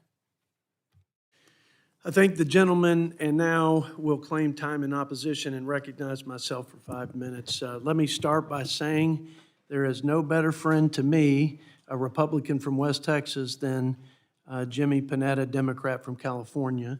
I have the highest respect for not just what you do for your constituents and your producers as a champion for agriculture, but the way you do it and that is difficult to do in Washington. You're a true statesman. And so before I tear in a little bit to this issue, I want you to know I not only value, I treasure our friendship and the work we did on trade together with USMCA and some other issues. Now, okay, anytime I hear a Democrat colleague of mine talk about affordability, I have to respond with, oh, how rich. Has it been so long ago that we've forgotten the 21% increase in cumulative prices on everyday goods for American people, gas, groceries, et cetera? That would be the largest working person tax we've seen in our lifetime, the inflation tax. It was driven by two things: flooding the market with federal monies, stimulus monies, et cetera, trillions of dollars. It was also because on the supply side, they were being crushed, our job creators, with high taxes, regulations, the labor market crunch because Democrat policies were waiving work requirements for able-bodied adults, and there was a whole of government attack on oil and gas, which is the 80% of the source of energy that turns the cranks in our economy. So it was no surprise that these policies failed, and everyone suffered as a result. Now, what's even more rich than that point is the criticism of President Trump on trade. And here's why. Not that there can't be criticism and debate, but President Joe Biden, with all due respect, and the Democrats for 4 years did nothing on trade. Like, they did nothing on trade. There wasn't a single, Joe Biden traveled the globe, he had a lot of meetings, but there wasn't a single trade deal to come out of it in 4 stinking years. Think about that. Nothing. In fact, he did worse because he didn't enforce the bipartisan USMCA deal that we worked out together. And when you don't enforce it, it's not worth the paper it's written on. And what happened? We reverted back to the quotas from Canada, the preferential treatment from Mexico, and it hurt us because he was asleep at the wheel. He was weak on enforcing the China trade deal. We had big ag and energy purchases, among other things. They went away because nobody put any pressure or held China accountable. And so that record is an abysmal record from the President, Joe Biden, and Democrat leadership. Now, with respect to 122 and IEPA and the various tools, the President has lots of tools, as you know, to implement tariff policies. In this case, what the President refers to as reciprocal trade, which, I think he's upended conventional thinking on free trade, where we have been naively accepting the premise that as long as we're getting cheap stuff, then it's free trade and it's good for the American people. Meanwhile, we've been scammed and cheated and had unfair practices perpetrated on us for decades, and it has put us in a big hole. This president used IEPA as the tool, as the authority. The courts did say that's not the authority that's appropriate. He then transitioned, or is in transition, with Section 122 on the way to Section 301, which is the unfairness provision and authority that he has and other presidents have utilized. So now, the appellate court recently, the Federal U.S. Circuit Court of Appeals, in just last month, said that the 122 transition to the 301 tariffs are, quote, likely to succeed on the merits. But let's also look at President Biden's record. The one thing I can say he did with respect to trade is that he expanded on what President Trump did with 301. So if 301s are illegal and inappropriate for the president, then Joe Biden's guilty too, because he basically took what we had placed in terms of 301 tariffs on automobile, steel, semiconductor, aluminum batteries, et cetera, on China and expanded that. So I think that my time's up. I'll respect the time. President Trump's strong and fair trade practices are benefiting us with lower deficits and higher exports with open markets. And I think the American people see that and support it. I yield the 1 minute closing. Thank you, Mr. Chairman. Look, this administration made some simple promises when it came into office. Release the Epstein files, no forever wars, and reduce cost. Clearly, this is an administration of broken promises, especially when it comes to reduced cost.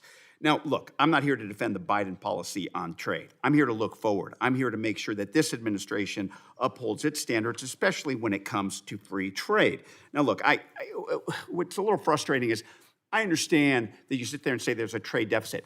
We Americans allowed that trade deficit. Don't blame other countries. If you're going to do it, blame us in the sense that we allowed that trade deficit because we want cheaper prices. It's a no-brainer. That's what we did that. That's why we're in this position. But you don't impose illegal tax policies, trade policies, excuse me, tariff policies in order to do that, just like the Supreme Court found in the IEEPA decision, and just like a recent trade court found under Section 122, that it's irrelevant and inappropriate to impose that. Look, I'm not saying 301 is illegal. I'm saying it's used to impose tariffs that are inappropriate. That's why I put forward my amendment. And finally, if I may, in the last 10 seconds, or getting over there, Congress needs to take back its authority. Article 1, Section 8, Clause 3 gives Congress the power over foreign commerce. We have given that up. It's beyond time to take it back. And when we don't, we have the example of these types of tariffs, which create these types of taxes on the American public and raise prices. That's why I support this amendment. I ask my colleagues to do it as well. I yield back. Thank you, Mr. Chairman. And Mr. Panetta, great last point. I agree. Congress should exert its constitutional and statutory authority on trade. We don't do that enough, either side. Couldn't agree more. Glad we can end on something we agree, but I oppose your amendment, let me be clear, and encourage my colleagues to oppose it. Now, the questions on the agreeing to the amendment offered by my friend, Mr. Panetta. All those in favor say aye. Aye. Those opposed, no. In the opinion of the chair, the noes have it. Ask for recorded vote. Roll call is requested, and we'll take it up at the end of the hearing. Any other amendments? Mr. Chair, I have an amendment at the desk. Ms. Ballant, the clerk will designate the amendment. The staff will distribute copies of the amendment, and in about 15 seconds or so, we'll give you the green light to open up. Amendment number 8, being considered sixth, to strike reconciliation instructions to the Committee on Armed Services and House Permanent Select Committee on Intelligence, offered by Ms. Ballant. The gentlelady from Vermont is recognized for 4 minutes. Thank you, Mr. Chairman. I want to start by addressing something that was said by a colleague on the other side earlier in this hearing, and he said this was all a game. It's all a game, that we play our parts, and it's not real. And it's not a game, actually. It's not a game at all. It's deadly serious. And I think Americans are disgusted when we think of the work that we do here as a game. And it's truly astounding that we're here again considering a highly partisan budget resolution for a third Republican reconciliation bill that increases costs and does nothing to help the people back home. So let's level set. What are we doing here? Why are we here today? This is about waging war, a war that we were told for the last 5 months isn't really a war. The bulk of this budget resolution gives an additional $73 billion for President Trump's unauthorized and very unpopular war in Iran. I want to note how reckless and opaque and careless this resolution process has been. The committee was given the text of the budget resolution at the last minute, just 24 hours before, and we're supposed to rubber stamp $95 billion in spending. And some Republican members of this committee themselves weren't even involved in the negotiations of what would be in this resolution. I can't imagine that you're all happy about that. My colleagues constantly howl that the deficit is one of the nation's greatest challenges. Yet this resolution contains no substantive ideas for how to pay for this massive increase in spending. Meanwhile, we hear constantly that we can't possibly afford health care or food for Americans. And my colleagues use the deficit as a pretext to excuse increasing hunger and deepening poverty in this country. They preach fiscal responsibility, and yet when it comes to approving tens of billions of dollars in additional Pentagon spending, a rubber stamp that there's always time for more war. The president himself said it. We're fighting wars. We can't take care of daycare, Medicaid, Medicare. Congress never authorized this war. In fact, the House passed a war powers resolution directing the president to end U.S. military involvement in Iran if he didn't secure explicit authorization from Congress. And 4 Republican members even crossed the aisle to join us on that vote. But now this committee wants to approve $73 billion in additional funding for a war that Congress didn't approve and Americans don't want. Republicans are in charge of Congress, and they have repeatedly written a blank check for however much Donald Trump wants to pay for any of his pet projects and priorities. They have given up the people's power spelled out in Article 1 of the Constitution. Our power as members of Congress is the people's power. That's why I'm introducing an amendment that would prohibit any spending on unauthorized wars, striking the $73 billion in spending dedicated to the war in Iran. This budget resolution reflects Republican priorities. It's to bankroll this impulsive and reckless war and leave the rest of us holding the check. It's insulting. And I want to remind everyone, this president promised he'd end wars. That he'd end wars. It was one of his main campaign promises. He said, I'm going to end wars, I'm not going to start them. It was just another expensive, devastating lie. I strongly oppose this resolution, and I urge my colleagues to vote against it, and I yield back. I thank the gentlelady and ask if there are any members who want to claim time in opposition. The gentleman from Michigan, General Jack Bergman, recognized for 5 minutes. You know, I'm sitting here deja vu a little bit.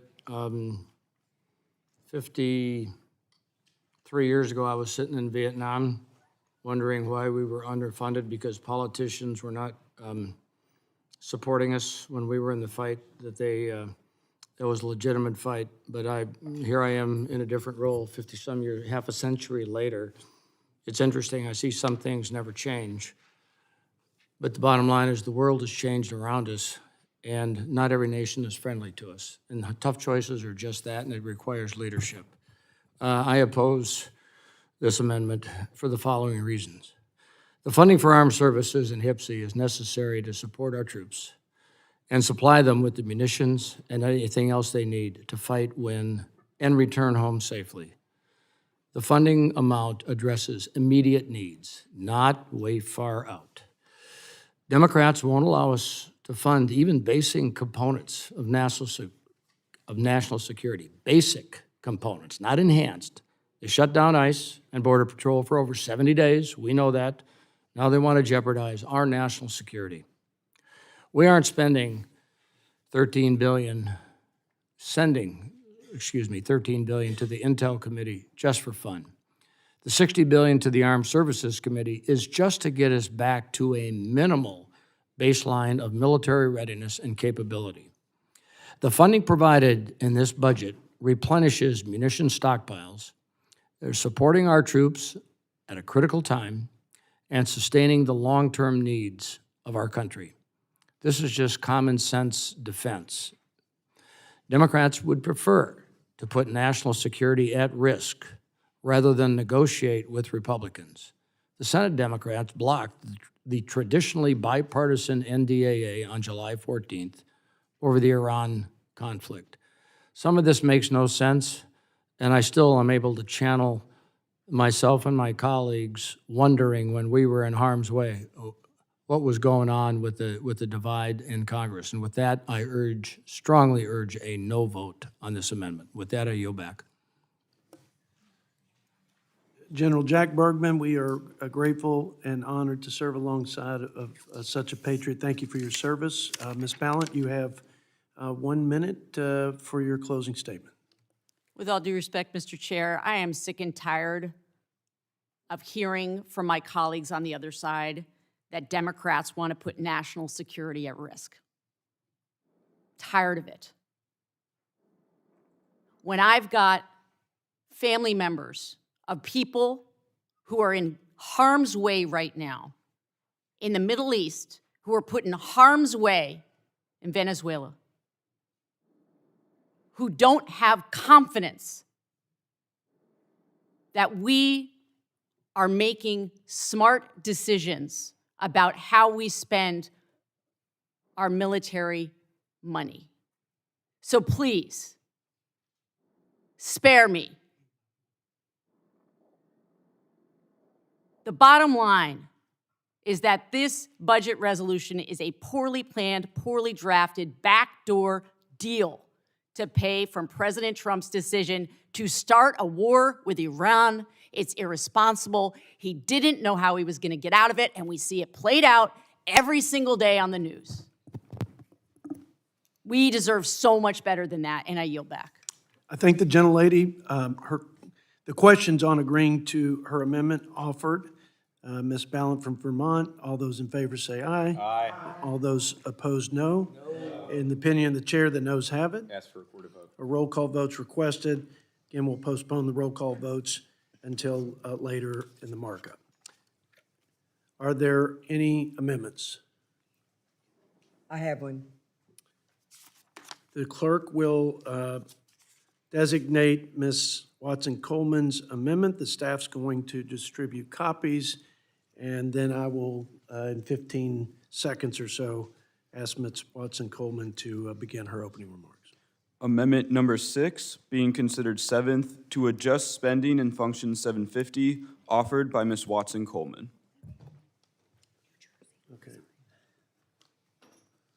Thank you, Mr. The Chairman. gentlelady from New Jersey has 4 minutes, and then a closing at the end. Thank you very much, Mr. Chairman, and I offer this amendment for so many reasons. For one reason, I am really concerned that I've spent so much time in this building and in this room today listening to the delusional narrative of my Republican colleagues in support of the most incompetent administration, rife with corruption, greed, evil, and making our country less safe and definitely hated on all stages. But I want to thank you for giving me this opportunity to present this amendment, because it's very simple. It would strike the outrageous, excessive, obscene funding supplements to the ICE budget that were included in the Republicans' last 2 reconciliation packages, which have not reduced costs and have made us less safe in this country. This administration's track record has proven that they cannot be trusted with what is essentially an enormous slush fund to put our communities at further risk. Just 1 month ago, the Congress gave ICE and CBP an additional $70 billion in the second reconciliation on top of the $140 billion they were given in the one big ugly bill. And what has been the result of supercharging Trump's immigration terror machine? At least 55 people have died in ICE custody since Donald Trump, Stephen Miller, Kristi Noem, and Markwayne Mullin turned this agency into a source of fear for communities across our country. 3 people have died just in 1 week. Lorenzo Salgado Aruja of Houston, Texas, was killed during a traffic stop when an ICE agent fired through the passenger window of his van, and he wasn't even the person they were looking for. On Monday, 26-year-old John Sebastian Duran of Belford, Maine, was shot and killed also by ICE agents firing through the windshields. And the very next day, a man in St. Augustine, Florida, died when ICE agents chased him and he was struck by a passing tractor trailer. There have been at least 3 other instances like this in the last year. It's been 6 months since Renee Good and Alex Petty were killed by an ICE agent in the streets of Minneapolis. Good was killed when an ICE agent shot her through her windshield and side window. And everything that has happened, we are still dealing with unvetted, untrained, and unrestrained ICE agents who are committing thug-like actions against citizens and undocumented immigrants alike.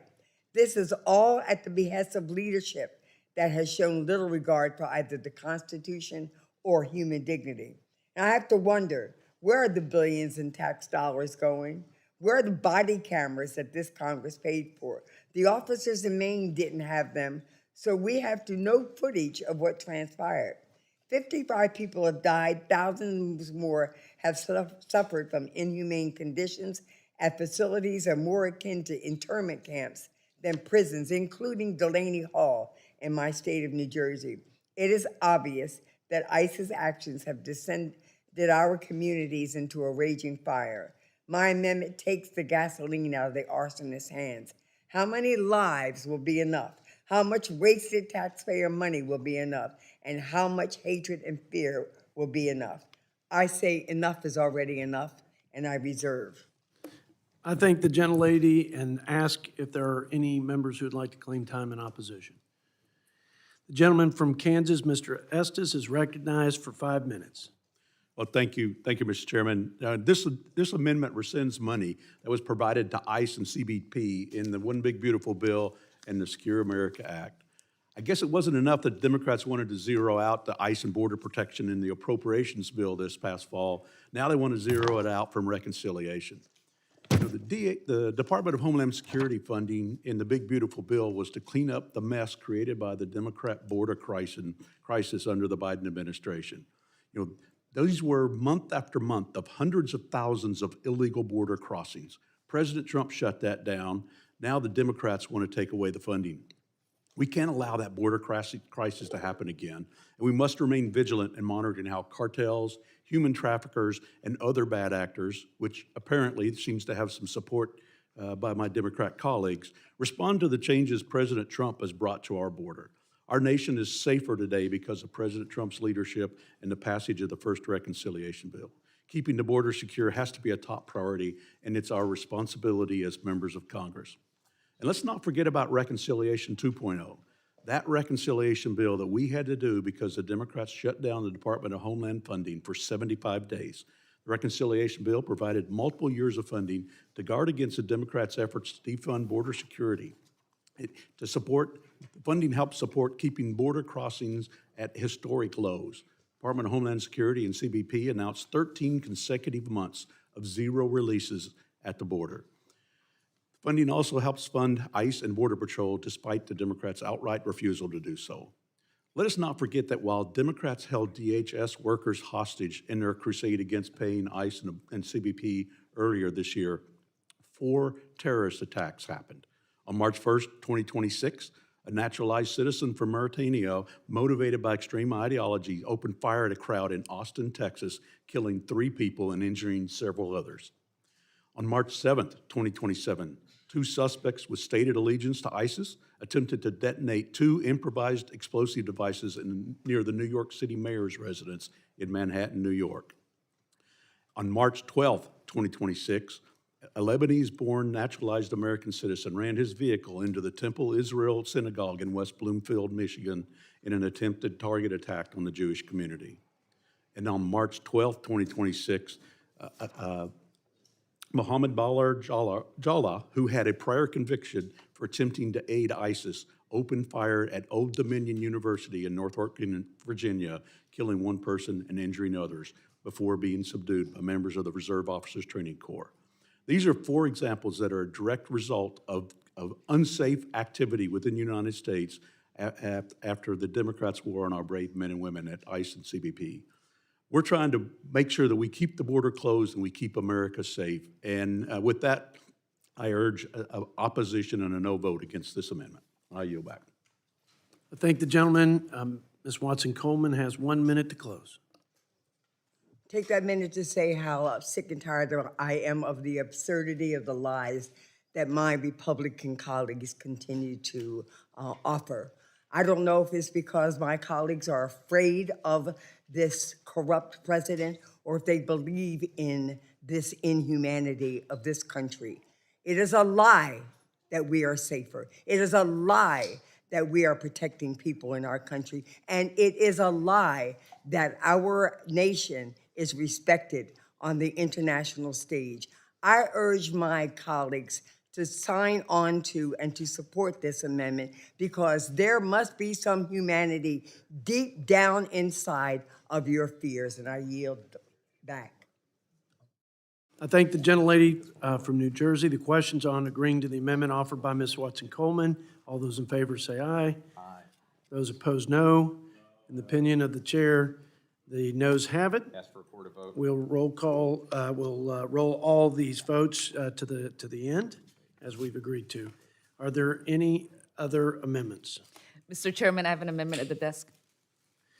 Mrs. Omar has an amendment. Clerk, designate that amendment for us. Staff, please distribute the copies, and then give me about 15 seconds, and we'll pitch you the ball.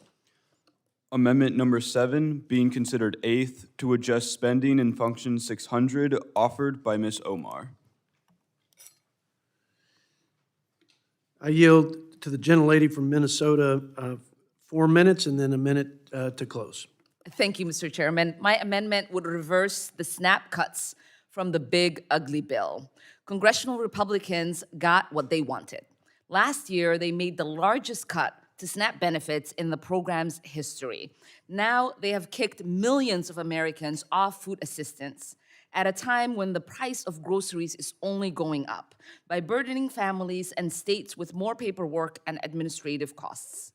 Since that bill became law, SNAP participants has fallen by more than 4 million people nationwide. And at least 1.5 million children no longer receive SNAP benefits. Children in all of our districts will go hungry because of the reckless decisions made by Republicans in this room. So I ask my Republican colleagues to just think about what has already happened in your own states this past year.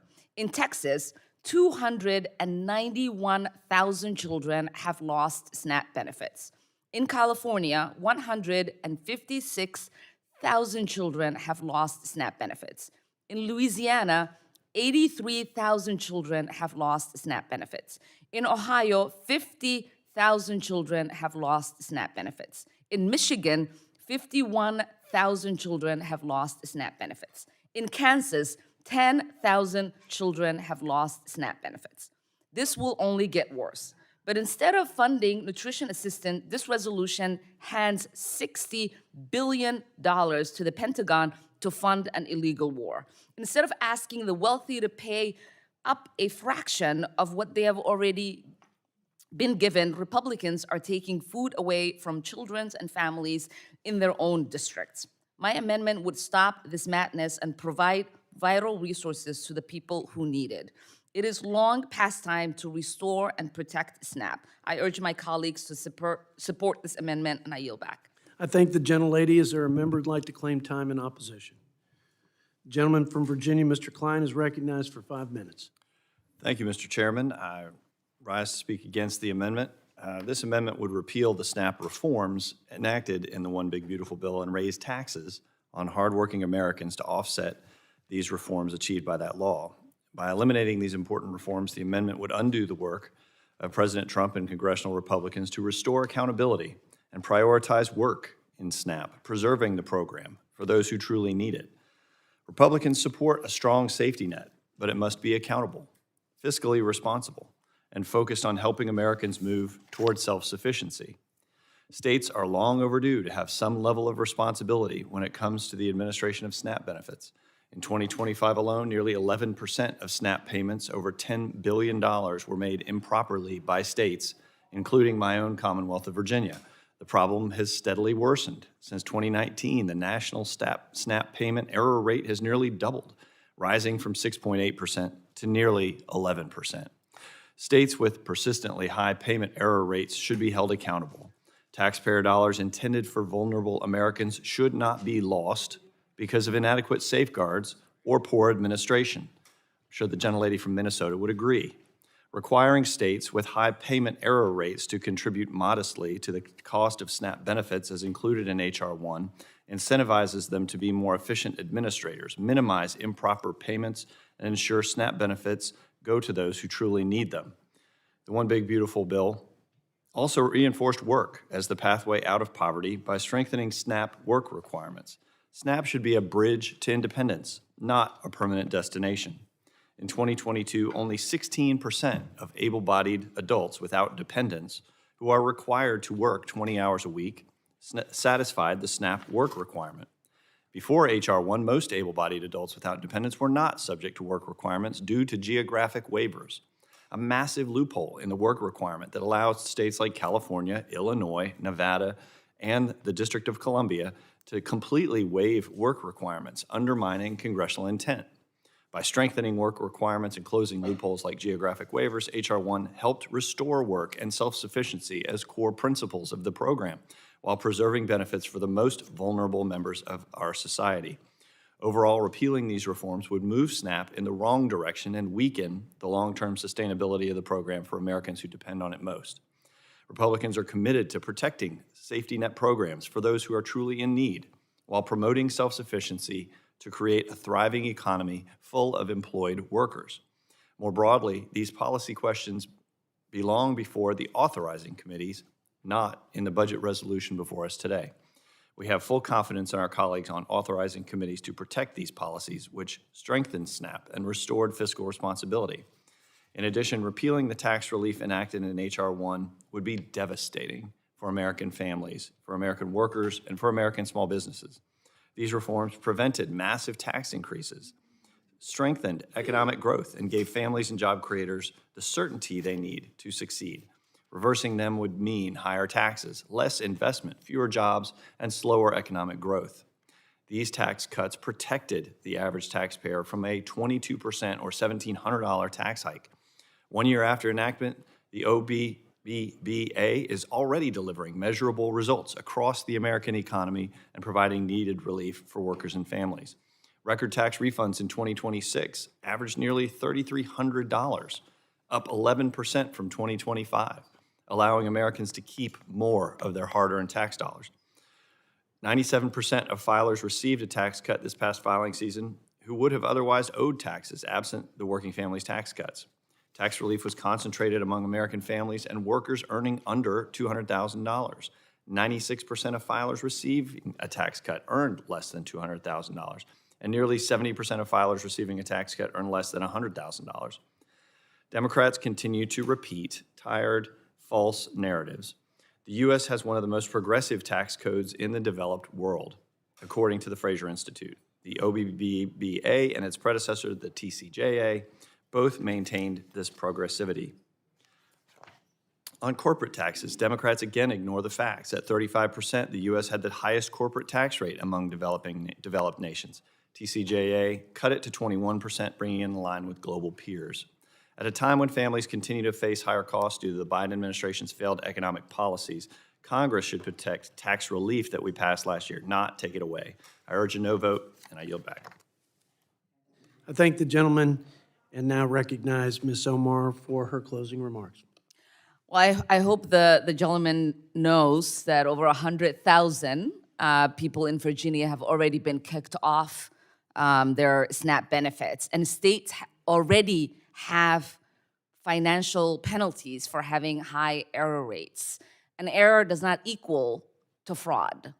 And I just want you all to understand that this program is essential for people to have access to food. We are talking about food, life-saving, necessary item for humans to exist. And when you talk about tax cuts for people's hard-earned money, you gave $1 trillion in tax cuts to millionaires and billionaires while you're starving American children. That doesn't sit well with me, it doesn't sit well with my constituents, and I hope it doesn't sit well with you either. I urge you all to support this amendment. I thank the gentlelady from Minnesota. The question's now on agreeing to that amendment offered by Ms. Omar. All those in favor say aye. Aye. All those no? Or opposed, no?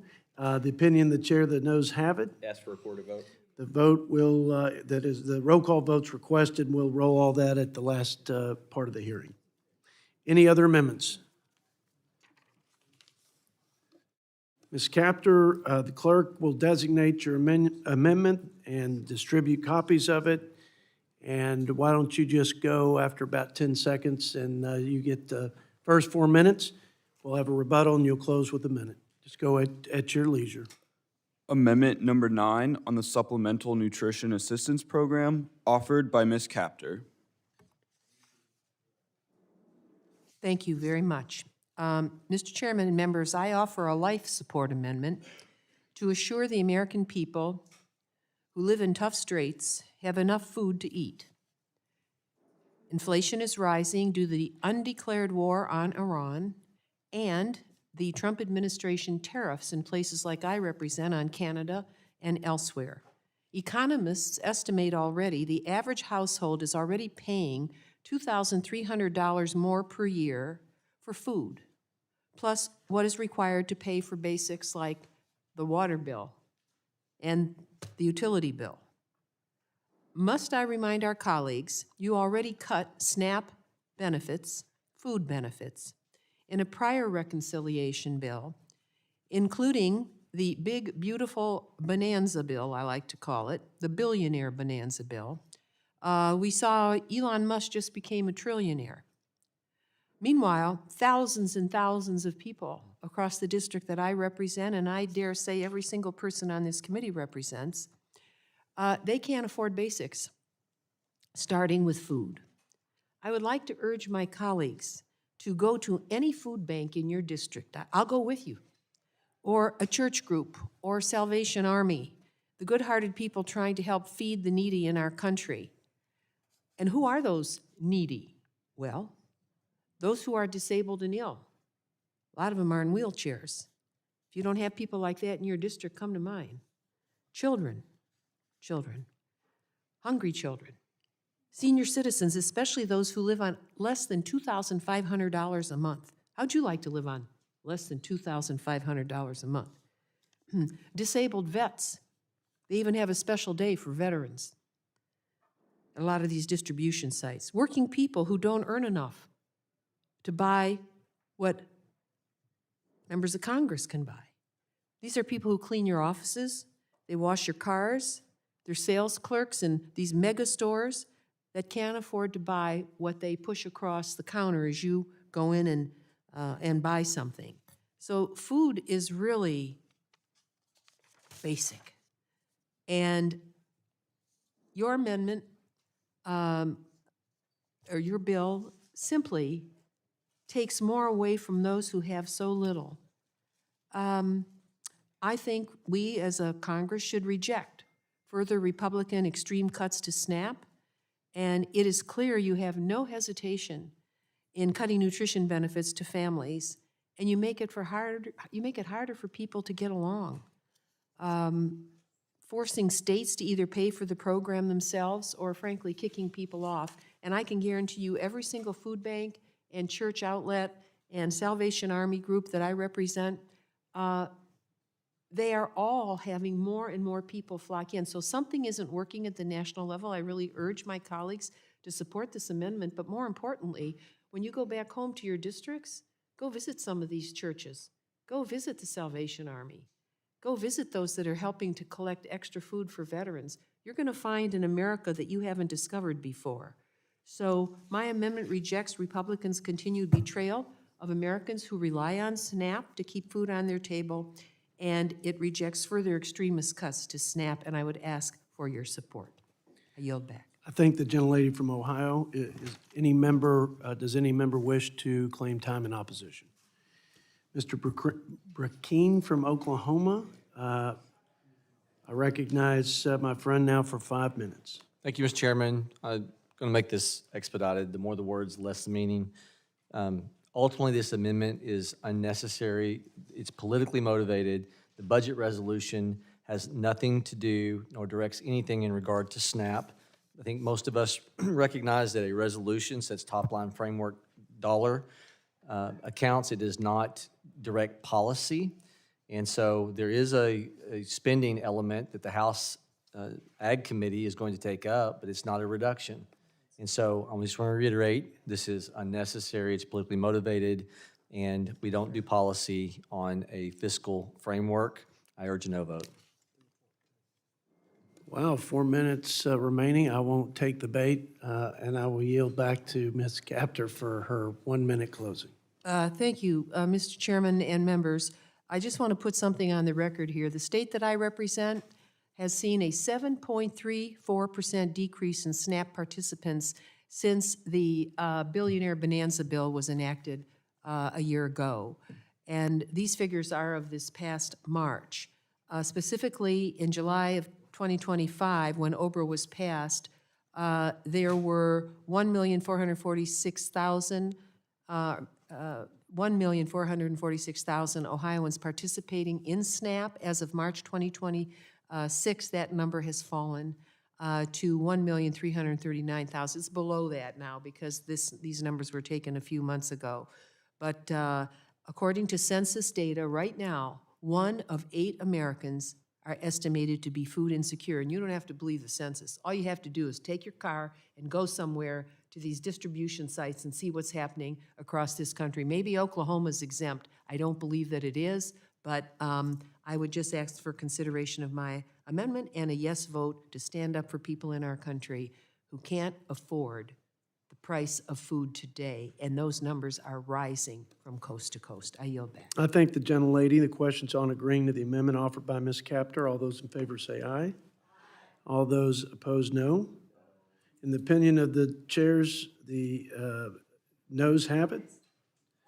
Recorded vote is being requested, and pursuant to our agreement, we'll roll that all up at the end. Are there other amendments? Ms. Jayapal from Washington, the clerk will designate your amendment and distribute copies, and I'll just say after he's finished, go at your leisure for 4 minutes and then a 1-minute closing. Amendment number 10 on Medicaid, offered by Ms. Jayapal. Should I go ahead, Mr. Chair? Okay. Thank you, Mr. Chairman. My amendment would stop Republicans from stripping Medicaid from the 67 million Americans that rely on the program by blocking Republicans from making any further funding cuts or changes that put more barriers in the way of Medicaid enrollment. Budgets are a series of choices, and over again, Republicans make it clear that they do not care about the American people and their struggles. Instead, they prioritize propping up the wealthiest Americans and giant corporations that fund their campaigns. Last year, in the Big Bad Betrayal Bill passed by Republicans, in order to give $4 trillion in tax breaks for corporations and the wealthy, Republicans slashed health care from over 8 million Americans with drastic cuts and changes to Medicaid and the ACA. They kicked 4 million people off of basic food assistance by slashing SNAP. 3.8 million still stand to lose Medicaid or children's health insurance coverage. And as a result of ACA rollbacks, Americans are facing health insurance premiums spiking by 58%. In the richest country in the world, Mr. Chairman, 9% of Americans are completely uninsured and roughly 25% are underinsured, meaning even if they've got insurance, they can't afford their medical bills. That's why we have over $220 billion in medical debt in America. That is over 116 million people in America who are uninsured or underinsured. Now, Republicans are making another choice. Instead of helping Americans afford health care or gas, groceries, housing, they want us to give another $73 billion in your taxpayer dollars to this illegal forever war of choice in Iran. Another $73 billion to the Pentagon. The only federal agency that has never passed an audit has actually failed 8 audits and is full of waste, fraud, and abuse. We simply cannot allow Donald Trump and Republicans to continue to steal from the American people. Donald Trump promised to, quote, love and cherish Medicaid, but he lied, just like he has on so many things. Just a few months ago, he made his priorities clear again when he said, quote, it is not possible for us to take care of daycare, Medicaid, Medicare, all of these individual things at the federal level because we're fighting wars. Let's be clear. This war on Iran is illegal. It has already killed 14 U.S. service members and injured many more. It's killed thousands of civilians in Iran and Lebanon and displaced millions more. Gas prices are back up, and everything costs more.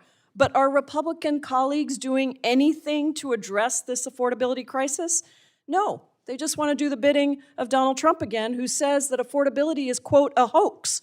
The simple truth is that my colleagues are prioritizing an illegal war over lowering costs for families or reversing Medicaid cuts. Medicaid is the single most important program helping kids and working families, including pregnant women and children with disabilities. Medicaid and CHIP cover nearly 40% of all children and more than 40% of all births.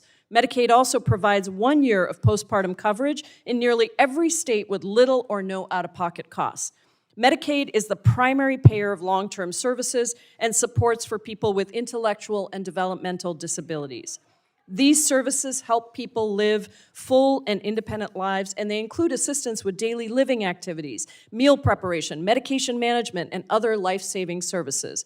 It's also the single largest payer in the country for behavioral health services, helping people with mental health and substance use disorders. At a minimum, this protects Medicaid and refuses to allow Republicans to slash your health care to pay for an illegal war in Iran with more money to this Department of Forever Wars. I yield back. I thank the gentlelady. Is there a member who would like to claim time in opposition?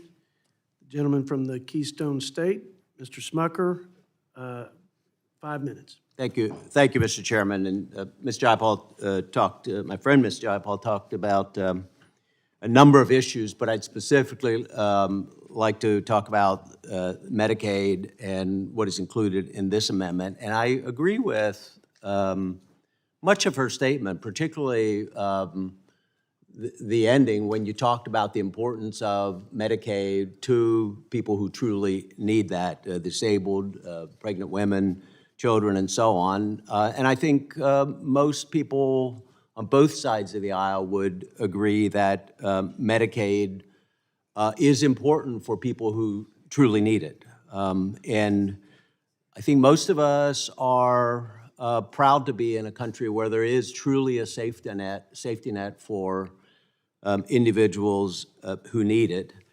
Where I do not agree is with this notion that Republicans in the One Big Beautiful Bill reduced the spending to Medicaid. In fact, spending for Medicaid is going to increase each year, even after the changes that were made affecting cost of Medicaid in One Big Beautiful Bill. In fact, it's going to increase more than the cost of inflation in each year for the next 10 years, which is the period that we looked at in that bill.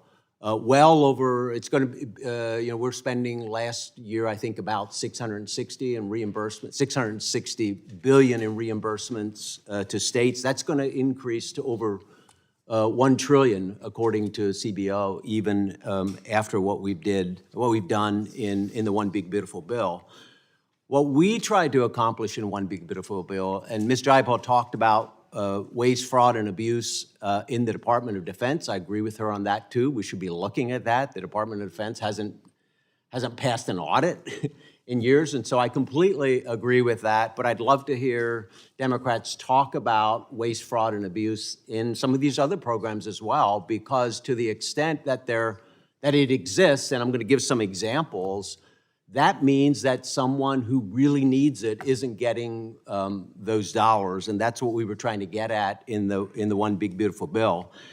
And that's why I'm grateful for this war on fraud that the president has embarked on, and for some of the work that the department, CMS, and Medicare, Medicaid have already undertaken.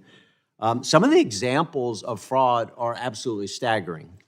There was the 2026 Healthcare Fraud Takedown, which is the name of a coordinated effort among agencies, charged, just hear this, 455 defendants who robbed the federal government of $6.5 billion. That's $6.5 billion that should have gone to vulnerable Americans who need the dollars, and instead went to fraudsters. They impersonated physicians. They hurt patients by providing unnecessary services. They stole Medicare beneficiary identification numbers. They use the guise of medical services to run money laundering schemes. That's not what Medicare should be used for. Between 2019 and 2024, the number of home health providers in California rose 66%, about twice as much as nationwide. In South Florida, there are 20 times more durable medical equipment providers than McDonald's franchises. 20 times more durable medical equipment providers than McDonald's franchises. To rein in that fraud, CMS has announced a 6-month moratorium on enrollment of new DMA providers. California's spending on in-home health care has soared to $33 billion from $14 billion in 2019. In response, CMS has suspended 900 hospice and home health care agencies suspected of fraud just in the city of Los Angeles, out of a total of 1,800 hospice and home health providers. Half of them probably were fronts for criminal organizations. How do we know that? Only 4% of those 900 hospice providers literally called CMS back to contest them being dropped from reimbursement. These are criminal organizations that are stealing money from Americans who are vulnerable and who need those dollars. That's what we're trying to get at with the changes that have been made in the One Big Beautiful Bill. So Republicans in Congress stand behind the Trump administration in aggressively combating healthcare fraud. We think all hard-earned American taxpayer dollars that are being spent should go to America's most vulnerable and not stolen by fraudsters. This amendment would hamstring those efforts, in my view, and so I urge a no vote. I thank the gentleman and yield Ms. Jayapal 1 minute and now 30 seconds. Thank you, Mr. Chairman. Well, I appreciate my friend across the aisle. I would love to work with you on an amendment to stop increasing funding to the Pentagon until they pass an audit. They should really have to pay every time they fail an audit, but Republicans have continued to increase spending to the Pentagon, as we're doing here. I hope we can change that. Let me speak to this question of what actually happened with the big bad betrayal bill. And this is according to the CBO. The recent Republican budget packages slashed federal Medicaid spending by roughly $1 trillion over a decade, representing the largest cuts to the program in its 60-year history. And the way that this was done was not by going after fraud from institutional providers. My colleague is correct that there's, I can't see you over there, I'm trying to look over my microphone. My colleague is correct that there's a lot of institutional fraud. Of the fraud that's committed within Medicaid, it is primarily institutional fraud. But you're not going after the institutional fraud. You're putting in barriers to stop people from actually accessing Medicaid. And that is a big part of the problem. We're kicking people off of Medicaid when there's actually the studies by the Department of Health and Human Services, Office of the Inspector General, say that intentional fraud committed by the individuals receiving Medicaid benefits is exceedingly rare. The vast majority of fraud is coming from institutional actors like pharmaceutical providers or diagnostic labs or other corporations that are involved. That's not what the big bad betrayal bill went after. It went after individuals who are actually getting the health care that they desperately need. And so I think that when we come back to this, the reality is we kicked a lot of people off of health care, off of Medicaid with the big bad betrayal bill, and that's why I hope we can pass my amendment. Only because you're my classmate, Ms. Jayapal. Thank you, Mr. Chairman, appreciate you. I give you 30 extra seconds and go another 30. Sit back and hear the dialogue, respectful and thoughtful between two classmates. Look, Ms. Jayapal's questions or the questions on agreeing to her amendment, all those in favor, aye. All those no, opposed, no. The noes have it. I thought you might want a roll call vote. We're going to roll all votes to the end of the markup. Thank you, Ms. Jayapal. Any other questions or amendments, rather? Mr. Chair, I have an amendment at the desk. Okay. The clerk will designate Ms. Chu's amendment. The staff will distribute copies. And Ms. Chu, after we hear from our clerk, at your leisure, you have your first 4 minutes. Amendment number 11 on the Affordable Care Act, offered by Ms. Chu. My amendment would prevent Republicans from doing any further damage to the Affordable Care Act than they have already by prohibiting future attempts to reduce ACA enrollment or benefits. This amendment is necessary because Republicans have spent years and taken every possible opportunity to attack the ACA and the Americans who rely on it. Their big, ugly bill slashed more than $1 trillion from Medicaid and Affordable Care Act coverage, which has already resulted in 8 million Americans losing their health insurance. And when you combine the big, ugly law with Republicans' refusal to extend the enhanced ACA tax credits, they will ultimately kick 15 million Americans off the rolls while doubling premiums for over 20 million Americans. For my constituent Laura from Pasadena, it was more than double. Her monthly premium for the least expensive plan on the marketplace jumped from $56 to $552, an 886% increase. My amendment simply says, enough.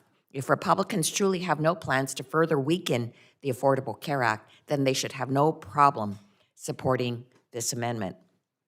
But I also want to address a glaring and inexcusable omission from this budget: disaster aid for those who were devastated from various disasters, such as hurricanes in North Carolina, floods in Texas, and wildfires, such as in my California district, the Eaton fire specifically affecting Altadena and Pasadena.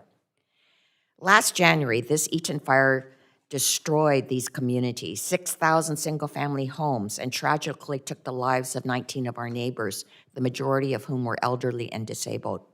Like Anthony Mitchell Sr., a 68-year-old father, grandfather, and great-grandfather who was known for bringing people together, and his son Justin, who was born with cerebral palsy and lit up the room with his smile. Anthony and Justin both died waiting for help they would never receive. Now, 18 months later, our communities are struggling to recover. Today, 2 out of 3 Eaton and Palisades fire survivors have not yet returned home. Of the 6,000 homes that were destroyed, half have yet to initiate the rebuilding process at all. And every single day that aid is delayed, recovery becomes more expensive and exhausting for survivors who can't afford it. But there is a simple solution to ending this suffering. President Trump and Republicans can fulfill Governor Newsom's disaster supplemental request in full without political strings attached.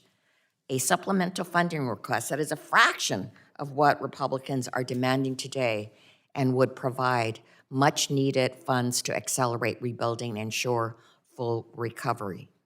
We need to help Americans at their lowest point in their lives. Instead, this committee is considering a budget that ignores disaster survivors while continuing to make life harder for working families. Every day, I speak to my constituents who've endured the unimaginable and are doing everything in their power to rebuild their lives. They are simply asking their government to keep its promise. And that's why I find the legislation we are considering today to be so egregious and offensive. We do not need billions more for an illegal, ineffective war. We do not need billions to disenfranchise legal voters. But what we do need is to help survivors right now. Every day that we continue to delay this aid is a feckless abdication of the responsibility we were all sworn to uphold.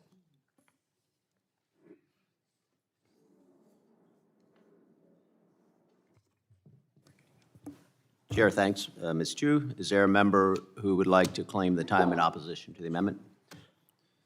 Mr. Dow is recognized for 5 minutes. Well, thank you, Mr. Chairman, and I just want to say that I strongly oppose this amendment. And let's be clear about what this does.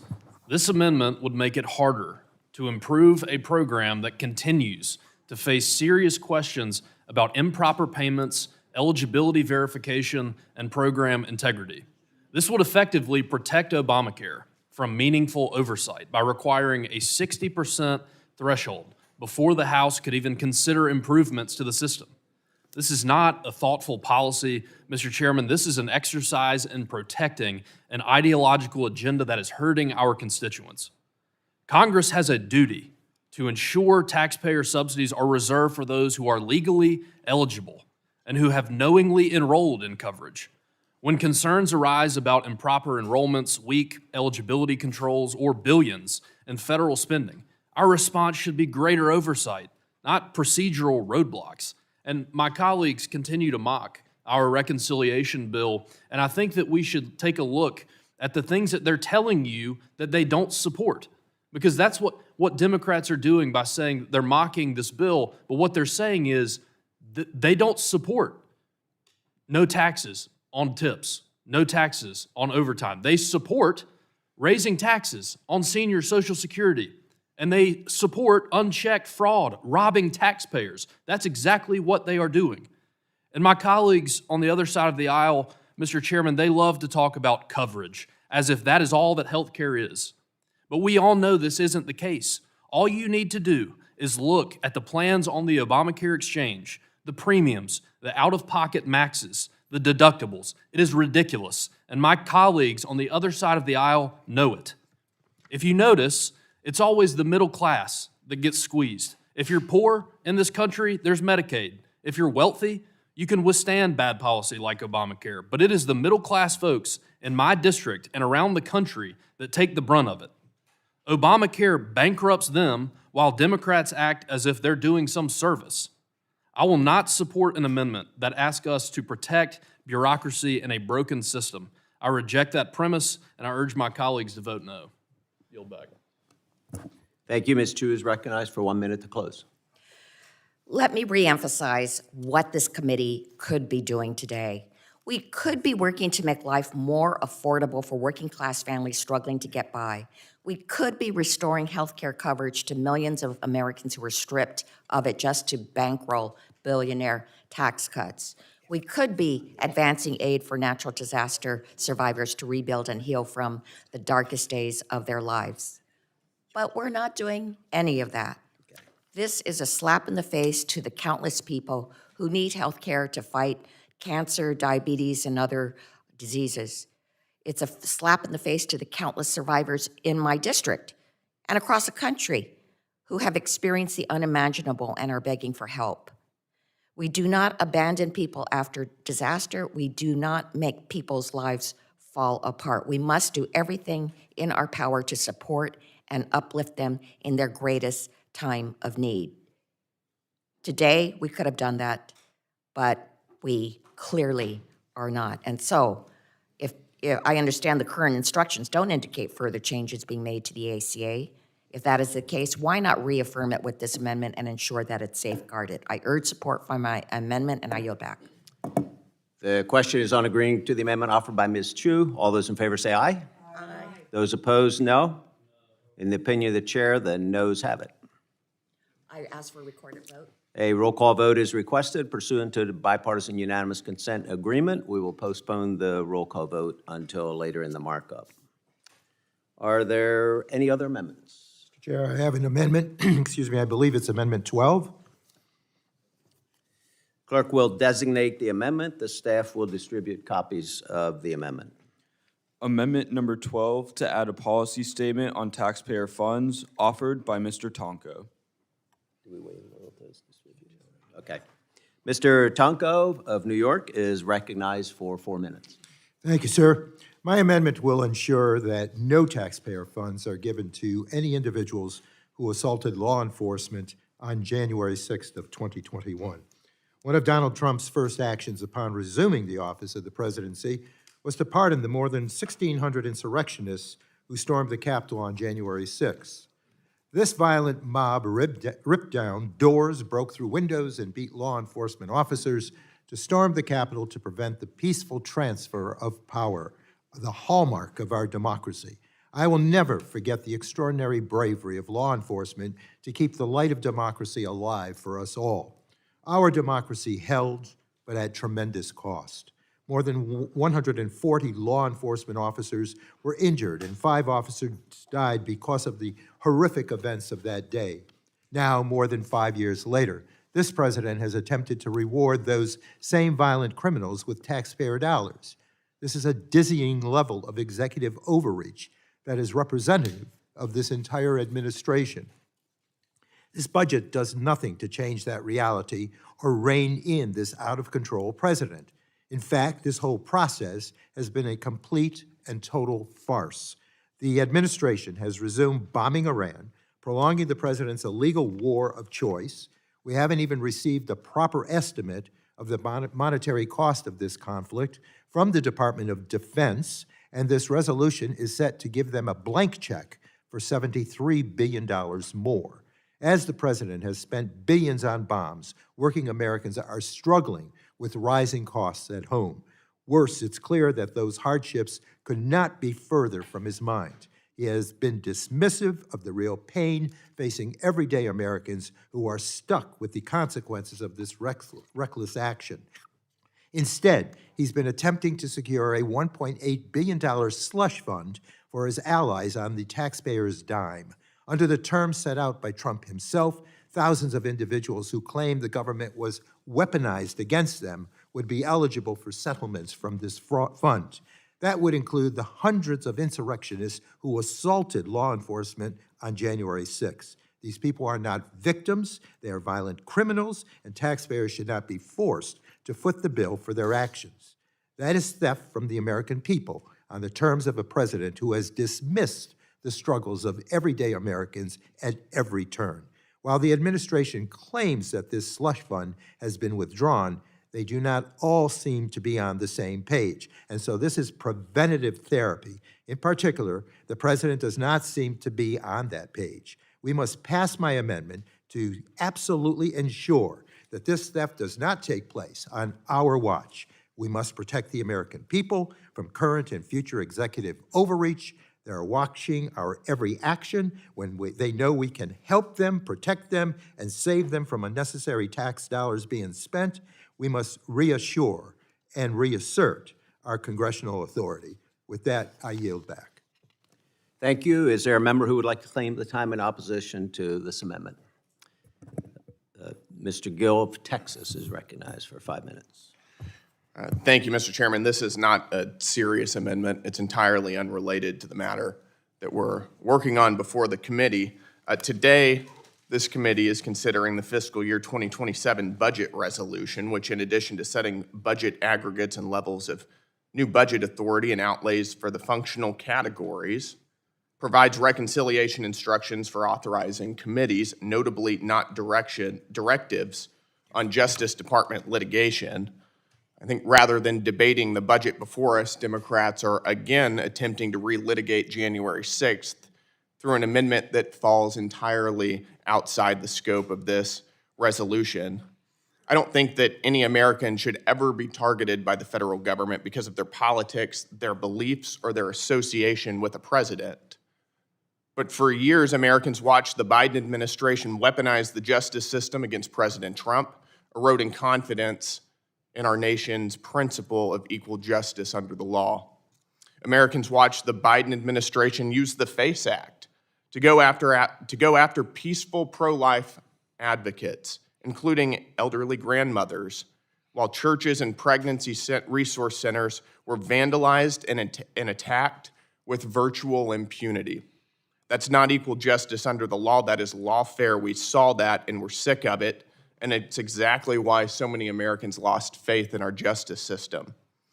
If the federal government broke the law or abused its authority, victims deserve due process, but those deliberations on how that should operate shouldn't be litigated through this committee. It should be done elsewhere, as we all know. So I urge my colleagues to oppose this amendment, but let's also be really clear here. The reason that Democrats are opposed to this reconciliation bill is not because of an anti-weaponization fund, and it's certainly not on the principle of fiscal prudence. This is the same party that last presidency passed the American Rescue Plan, which increased our debt by almost $2 trillion with zero pay-fors. The reason that the other side of the aisle is opposed to this legislation is because it has the Save America Act in it, And we have seen time and time again Democrats fighting against Republican efforts to ensure that illegal aliens are not voting in our elections, which is particularly relevant, by the way, after 4 years of Democrats intentionally and deliberately flooding our country with over 10 million illegal aliens. Republicans are wanting to put some sanity back into public policy. It makes me wonder, perhaps, if any of our friends on the other side of the aisle who have so many great ideas for where our government money should go would support the Save America Act if we attached perhaps funding for puberty blockers for 3-year-olds to it. What if we attached a provision that defunded the police? Would they support the Save America Act then? They're talking about national security. Instead of funding national security, what if we defunded America's military? Would we get support for this reconciliation bill then? What if we abolished prisons? What if we abolished the Senate as the Democratic Socialists of America are proposing, the new leaders in the Democrat Party? What if we gave food stamps, Medicaid, and free housing for illegal aliens, the things that the other side of the aisle shut the government down over last fall? What if we provided funding to give teenagers abortions without parental consent at taxpayer expense? Would that get our colleagues on the other side of the aisle to support this bill? I don't know, but I think that this amendment is not serious. It's not germane to what we're discussing, and I would like to ensure that illegal aliens are not voting in our elections, that our military is funded properly, and that we can bring sanity back to our country. So that said, I yield back, Mr. Chairman. Thank you for yielding. Mr. Tonko is recognized for 1 minute to close. Thank you, sir. Well, America is fully aware of the disingenuous nature of this administration, their reach to alternative facts when they need to reinforce their thinking, total myths and lies that and manufactured stats that enforce their thinking and their legislative agenda. Look, we heard the pledges: cut costs by day one, no forever wars. Instead, what do we get? A re-involvement in a heightened sense with Iran, a denial of nutrition programs for innocent victims, taking a chainsaw to healthcare coverage for tens of thousands of individuals in each of our districts.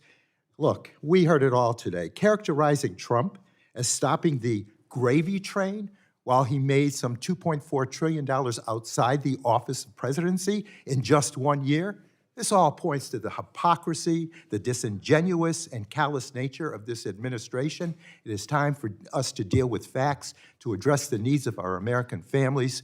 You know, talk about stealing dollars. Yeah, we've seen this firsthand. Thank you. I yield back. Thank you. The question is on agreeing to the amendment offered by Mr. Tonko. All those in favor say aye. Aye. Those opposed, no. And the opinion of the chair, the noes have it. Request the recorded Roll call vote is requested pursuant to the bipartisan unanimous consent agreement. We will postpone the roll call vote until later in the markup. Are there any other amendments? Mr. Chairman, I have an amendment at the desk. The clerk will designate the amendment. The staff will distribute copies of the amendment. Amendment number 13 to adjust spending in function 920, offered by Mr. McGarvey. Mr. McGarvey of Texas is recognized for 4 minutes. Thank you, Mr. Chairman. From the great Commonwealth of Kentucky, I'm happy to deliver these remarks. To paraphrase Maya Angelou, when someone shows you who they are, believe them.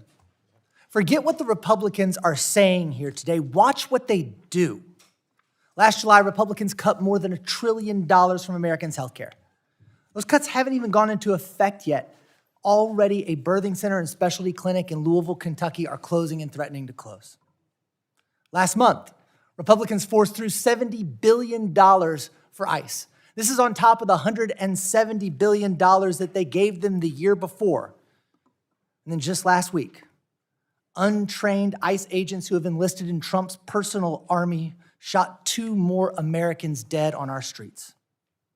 Now, Republicans, they've brought us back here again to write Donald Trump a $95 billion check to pay for his Iran war, which continues to make all of us poorer and our world less safe, no matter how many times he declares victory. By the way, Republican budget staff testified earlier today that this bill is going to increase the debt of our country by, you guessed it, $95 billion. They are showing you who they are. Believe them. They will do nothing today to make your next trip to the grocery store or gas station less painful. Nothing to make your health insurance premiums cheaper. Nothing for those of you with young kids or aging parents, or both. Because none of those things benefit Donald Trump, and all the Republicans do here is Donald Trump's bidding. The last 18 months, they have hurt. Trump's policies have driven inflation higher and made the cost of everything go up. It's relentless. It's exhausting. But while your family's bottom line took a beating in 2025, Donald Trump reported making $2.2 billion. A man who spent years playing a billionaire on TV while reporting losses to the IRS, won the presidency, and finally turned a profit. He sleeps in the White House. He flies on Air Force One. But president is just a title. His real job is selling crypto. He sold meme coins that left his own supporters holding the bag while his family became $500 million richer. He sold nearly half his crypto company to Emirati investors for another $500 million. And then he goes around and he openly brags about not prosecuting crypto crimes. Every scheme is different. The pattern's always the same. Donald Trump turns public office into private profit. He sells access to the White House for a living, and now he's turning the White House into another opportunity for a payoff. We all watched in horror last year as he tore down the East Wing of the White House. But even worse now is watching him solicit donations from billionaires, tech and tobacco companies, defense contractors, and dozens of individuals and firms who profit from decisions made by our government. Even now, as he collects secret private money for his ballroom, he's trying to use nearly $400 million in taxpayer funds to pay for it too. Taxpayers didn't ask the president to tear down the White House. Taxpayers must not be forced to pay for rebuilding it as a personal monument. This amendment makes sure they won't. We should block this funding. We must demand transparency from Trump or any president on a project like this. I don't expect to rein in all of Donald Trump's corruption in just one amendment. But let's start here by supporting this amendment. I reserve. Chair, thanks, Mr. McGarvey, and thanks for the correction on the state. I was so confident I said Kentucky, I had to ask staff, like, why is he correcting me? So apologize for that.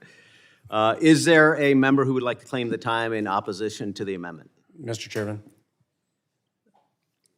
Mr. Stutzman is recognized for 5 minutes. Thank you, Mr. Chairman. I just have a hard time understanding the fixation that the Democrats have with the ballroom. This, to me, is one of those pieces where we could be supportive in a bipartisan manner, because hopefully not anytime soon, but someday there's going to be a Democrat president in the White House again. And, we know that past presidents have made changes to the White House that were needed. Now, you could argue that some maybe weren't needed. Franklin Roosevelt overhauled the West Wing. He added a second floor, a larger basement, and a swimming pool. Does the White House really need a swimming pool? You could argue, no, but I'll tell you what, the ballroom is for people. It's for larger gatherings. It's for events. And I am sure everyone in this room, on this committee, has been to an event at the White House, whether it was with President Obama or whether it was President Biden, whether it was President Trump or President Bush before that. To me, this is something that has even become personal. I was at the White House Correspondents' Dinner, sitting towards the back when we just sat down, starting our salads, eating our dinner. I was sitting beside a lady who had immigrated from Ukraine, and we were talking about the fact that she, in this country, Americans in this country, have such access to elected officials. And all of a sudden, we heard gunshots go off about 60 to 75 feet behind us, right outside the center doors. And a madman, another madman, is trying to get in to assassinate the President of the United States. And in that moment, whether you were Republican, whether you were Democrat, whether you were conservative, liberal, it didn't matter, because our lives were in danger. We didn't know what was going to happen in that moment. And thankfully, the Secret Service did their job. No one was killed or injured badly. But this is the third assassination attempt on this president, the President of the United States. And if we can't all agree, Republicans and Democrats, that the security of our president is a high priority, something is wrong in this town. And the fact that President Trump is willing to find private dollars, also using public dollars for, and I would encourage you to see the plans of what the plans are to build more safety and security for those attending the White House. I mean, if you go down to the White House for a Christmas event or for the Easter egg roll, we all know the entrance into that particular amazing property, but there's ways that we can be sure that people are even safer. And it's not just about President Trump. And so to me, trying to defund this and stripping the funding out for the ballroom is short-sighted. I think it's petty. This is something that we can all appreciate as Americans, and it's going to be used for future generations. Working together, we can keep this. I'd ask Democrats and Republicans to defeat this amendment. Let's actually find a spot where we can say, this is going to be used by Democrats down the road. This is going to be used. President Trump probably won't even use this ballroom by the time it's finished. And so the fixation of President Trump just needs to stop at some point, because political violence, sadly, has become more common than it ever should be. A lot of this violence has been driven by violent rhetoric, particularly those on the far left. There's numerous examples. 8647. There was a teacher from Indiana that stood outside the White House. She was a teacher with her students with her at a trip to Washington, D.C. with a shirt that said 8647, calling people to fight back in the streets, calling Trump a Nazi. Obama states that motives were unclear before condemning the White House Correspondents' Dinner shooter. So this is the sort of stuff that just needs to stop. And together, let's just show the American people that there is a moment and a place where we can come together as Americans and celebrate the greatness of America, our democracy, our Constitution, our republic. And that's where the White House ballroom can be a place for us to celebrate that. So I would ask that you defeat this amendment, and I'll yield back. Thank you. Mr. McGarvey from the great Commonwealth of Kentucky is recognized for 1 minute to close. Thank you, Mr. Chairman, and I appreciate my colleagues' calls for bipartisanship. I would just say this amendment is not about right versus left. This amendment is about right versus wrong. I'll start off with the president's own words about this ballroom. Quote, what Donald Trump said is, it won't interfere with the current building. It'll be near it, but not touching it. And it pays total respect to the existing building, which I'm the biggest fan of. This is before he ripped it down past the studs, ripped apart the people's house, not his house, didn't ask Congress if he could do it, and didn't have a way to pay for it. Let's get to the pay-fors, because that seemed to be an issue for my colleague who wanted to talk about safety concerns. The $400 million in this budget that is going towards Trump's personal ballroom is actually being taken away from the Secret Service, which is tasked with protecting the President of the United States. If you're worried about security, you should put that $400 million back in the hands of the Secret Service agents who put their life on the line for the President. But I opened this by saying, when someone shows you who they are, believe them. Watch how my colleagues vote on this amendment. See who believes that no president should use his office to enrich himself and his family by billions. See who believes our government should not be for sale to the highest bidder. See who believes that the White House belongs to the American people, not to one man.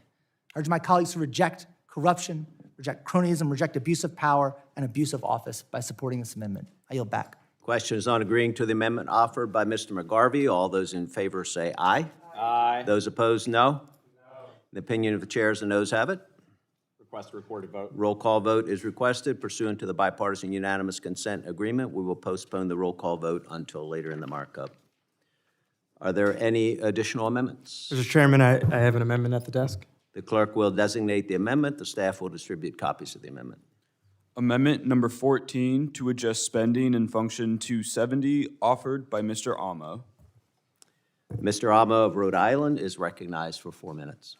Thank you, Mr. Chairman. My amendment would reverse the energy cuts in the big ugly law that are driving up costs and making it more expensive for working families to power their homes and fuel their vehicles. 2 years ago, President Trump made a promise to rapidly drive prices down.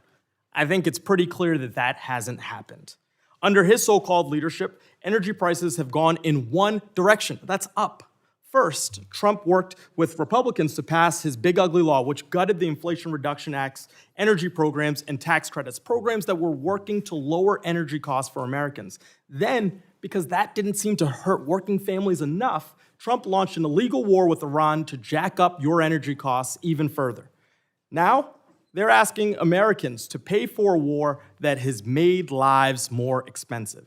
Since Trump launched his unauthorized war of choice, Rhode Island families have spent an extra $350 on gas, and that's part of nearly $1,000 in higher costs families have struggled to shoulder since the start of this war.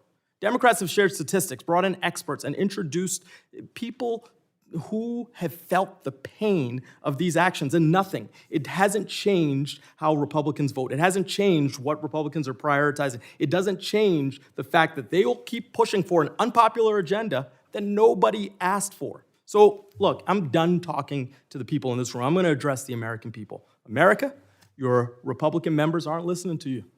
Time and again, you tell your elected officials that you need lower costs and more opportunity. You need an end to foreign wars and a safety net to catch you if you fall. What are Republicans doing?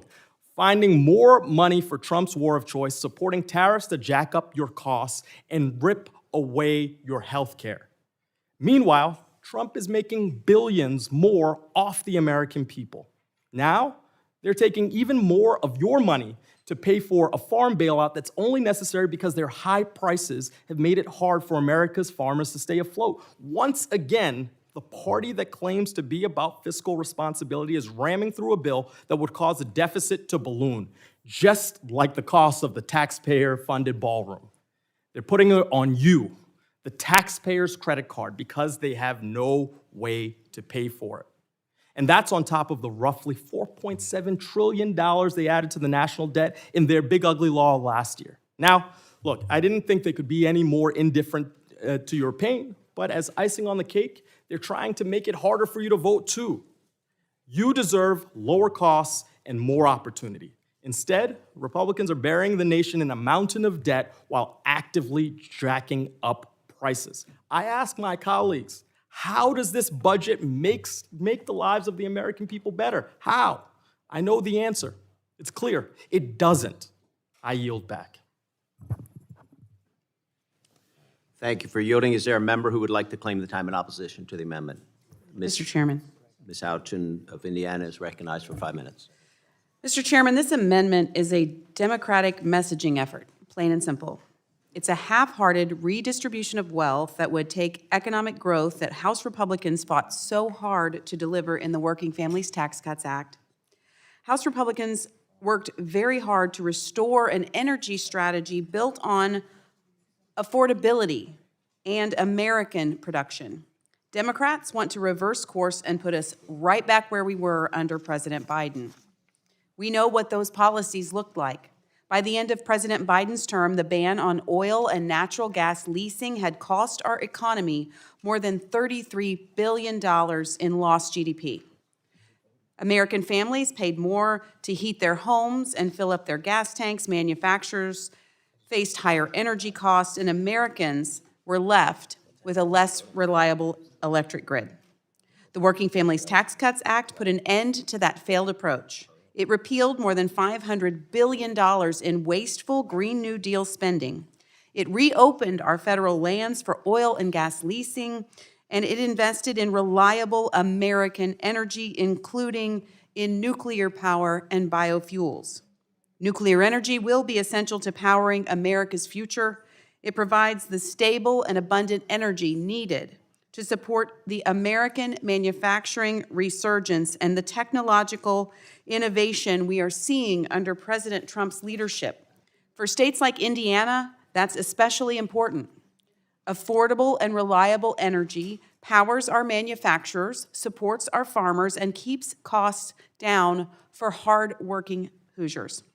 Democrats want to revive the same failed policies that weakened our energy security and drove up costs. Republicans are focused on American energy dominance and independence. I urge my colleagues to vote no on this amendment, and I yield back.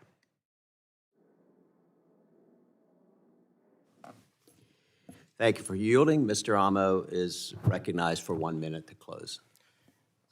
Mr. Chairman, the multiple times rebranded Big Beautiful Bill Working Families Tax Cut Act is the Working Families Price Increase Act. And my amendment is simple. It would reverse Trump and Republicans' big, ugly cuts that jacked up Rhode Islanders' energy bills. It would make it easier for Rhode Islanders to fill up their gas and heating oil tanks. And it would start restoring some of the roughly 1.7 million construction jobs threatened by Republicans' war on clean energy. Unlike the Republicans' plan, I'm not saddling working families in the nation with higher costs and more debt. My amendment is paid for by making the uber wealthy and corporations pay their fair share, including the president. I urge my Republican colleagues to see the light. Stop jacking up costs on Americans that are barely scraping by. Stop blindly following Trump's campaign to increase costs, carry on a chaotic war, and hurt our democracy. A vote for my amendment is a vote to make life more affordable. I yield back. Question on agreeing to the amendment offered by Mr. Amo is on the table. All those in favor say aye. Aye. All those opposed, no. In the opinion of the chair, the noes have it. Request a recorded vote. Roll call vote is requested. Pursuant to our agreement, we'll postpone all roll call votes until later in the markup. The committee now will vote on postponed roll call votes. Committee will now vote on the amendment offered by my friend and ranking member, Mr. Boyle. The clerk will designate the amendment. Amendment number 1 offered by Mr. Boyle. I know. The clerk will call the roll. Are there any? Go ahead. Mr. Norman. Pause. Mr. Norman. Mr. McClintock. Mr. McClintock. Mr. Grothman. Mr. Grothman. Mr. Smucker. Mr. Smucker, no. Mr. Carter. Mr. Carter, no. Mr. Klein. Mr. Klein, no. Mr. Bergman. Mr. Bergman, no. Mr. Roy. Mr. Roy. Mr. Stutzman. Mr. Stutzman, no. Mr. Moore of Utah. Mr. Moore of Utah, no. Mr. Estes. Mr. Estes, no. Mr. Burkeen. Mr. Burkeen, no. Mr. Obernolte. Mr. Obernolte, no. Mr. Carey. Mr. Carey, no. Mr. Edwards. Mr. Edwards, no. Mr. Clyde. Mr. Clyde, no. Ms. Houchin. Ms. Houchin, no. Mr. McDowell. Mr. McDowell, no. Mr. Gill. Mr. Gill, no. Mr. Moore of North Carolina. Mr. Moore of North Carolina, no. Mr. Boyle. Mr. Boyle, aye. Mr. Doggett. Mr. Doggett, aye. Mr. Scott. Mr. Scott, aye. Mr. Peters. Mr. Peters, aye. Mr. Panetta. Mr. Panetta. Ms. Watson-Coleman. Ms. Watson-Coleman, aye. Ms. Plaskett. Ms. Plaskett. Ms. Escobar. Ms. Escobar. Miss Omar. Miss Omar, aye. Miss Ballant. Miss Ballant, aye. Miss Captor. Miss Captor, aye. Miss Jayapal.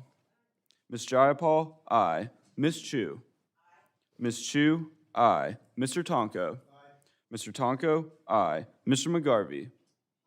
Mr. McGarvey, aye. Mr. Amo. Mr. Amo, aye. Mr. Chairman. No. Mr. Chairman, no. How's McClintock recorded? And how's Panetta recorded? McClintock first. Mr. Chairman, Mr. McClintock is not recorded. Mr. McClintock, no. How's Mr. Panetta recorded? Mr. Chairman, Mr. Panetta is not recorded. Mr. Panetta, aye. Any other members wish to vote who haven't voted or changed their vote? If not, the clerk shall report.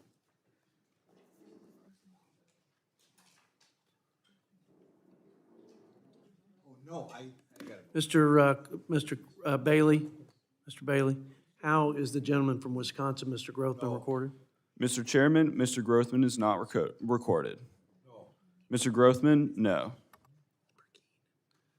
Mr. Bailey, once again, I apologize, people are coming in. How's Mr. Burkeen recorded? Mr. Chairman, Mr. Burkeen is recorded as no. Okay. Thank you. Just wanted to double check on Burkeen.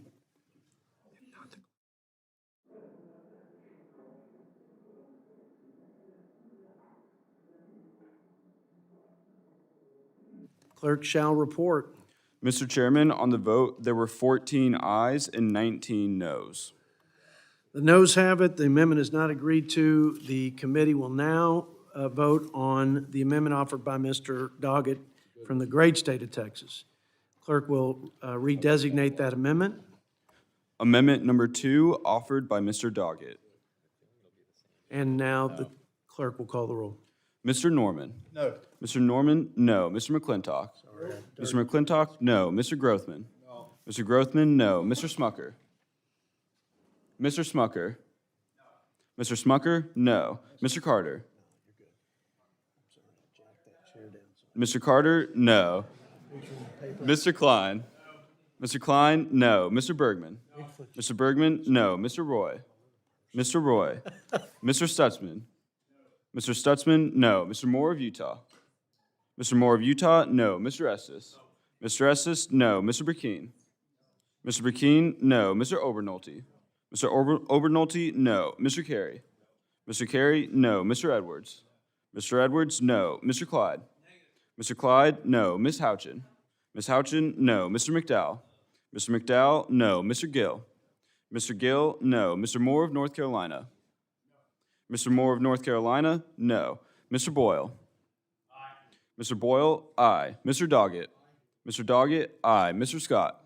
Mr. Scott, aye. Mr. Peters? Mr. Peters, aye. Mr. Panetta? Mr. Panetta, aye. Ms. Watson-Coleman? Ms. Watson-Coleman, aye. Ms. Plaskett? Ms. Plaskett? Ms. Escobar? Ms. Escobar? Ms. Omar? Ms. Omar, aye. Ms. Ballant? Ms. Ballant, aye. Ms. Capter? Ms. Capter, aye. Ms. Jayapal? Ms. Jayapal, aye. Ms. Chu? Ms. Chu, aye. Mr. Tonko? Mr. Tonko, aye. Mr. McGarvey? Mr. McGarvey, aye. Mr. Amo? Mr. Amo, aye. Mr. Chairman? No. Mr. Chairman, no. Any members wish to change their vote or who haven't voted? If not, clerk, please report.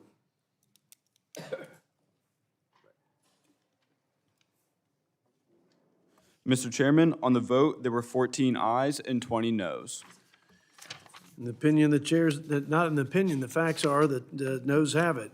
The committee will now vote on the amendment offered by my friend, Mr. Scott from Virginia. Clerk, redesignate the amendment, please. Amendment number 3, offered by Mr. Scott. Clerk, please call the roll. Mr. Norman? No. Mr. Norman, no. Mr. McClintock? No. Mr. McClintock, no. Mr. Grothman? Mr. Grothman, no. Mr. Smucker? Mr. Smucker, no. Mr. Carter? Mr. Carter, no. Mr. Klein? Mr. Klein, no. Mr. Bergman? Mr. Bergman, no. Mr. Roy? Mr. Roy? Mr. Stutzman? Mr. Stutzman, no. Mr. Moore of Utah?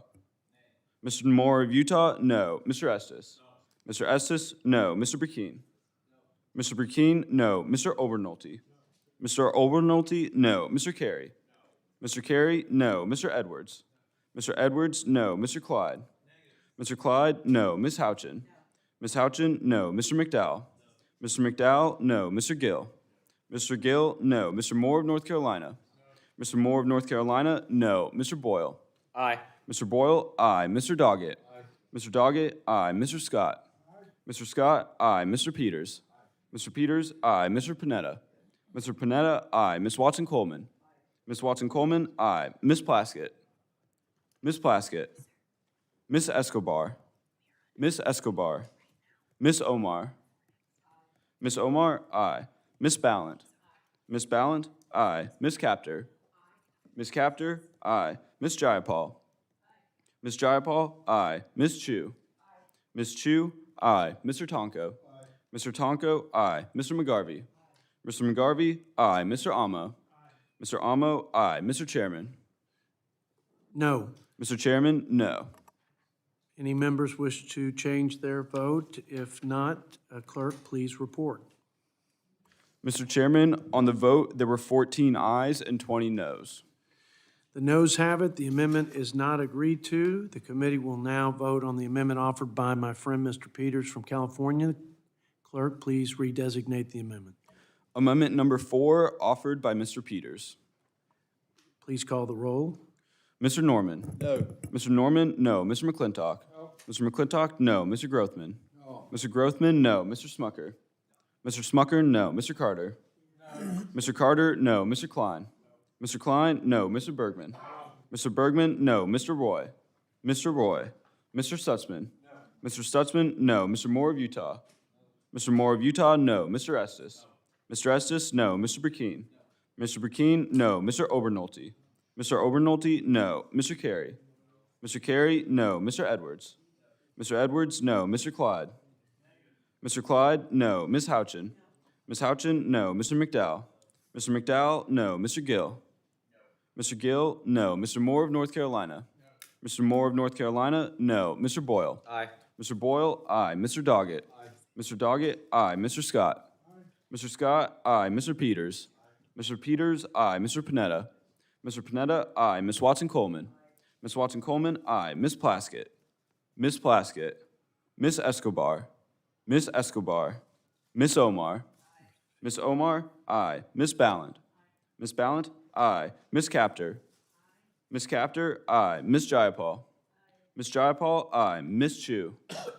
Ms. Chu, aye. Mr. Tonko?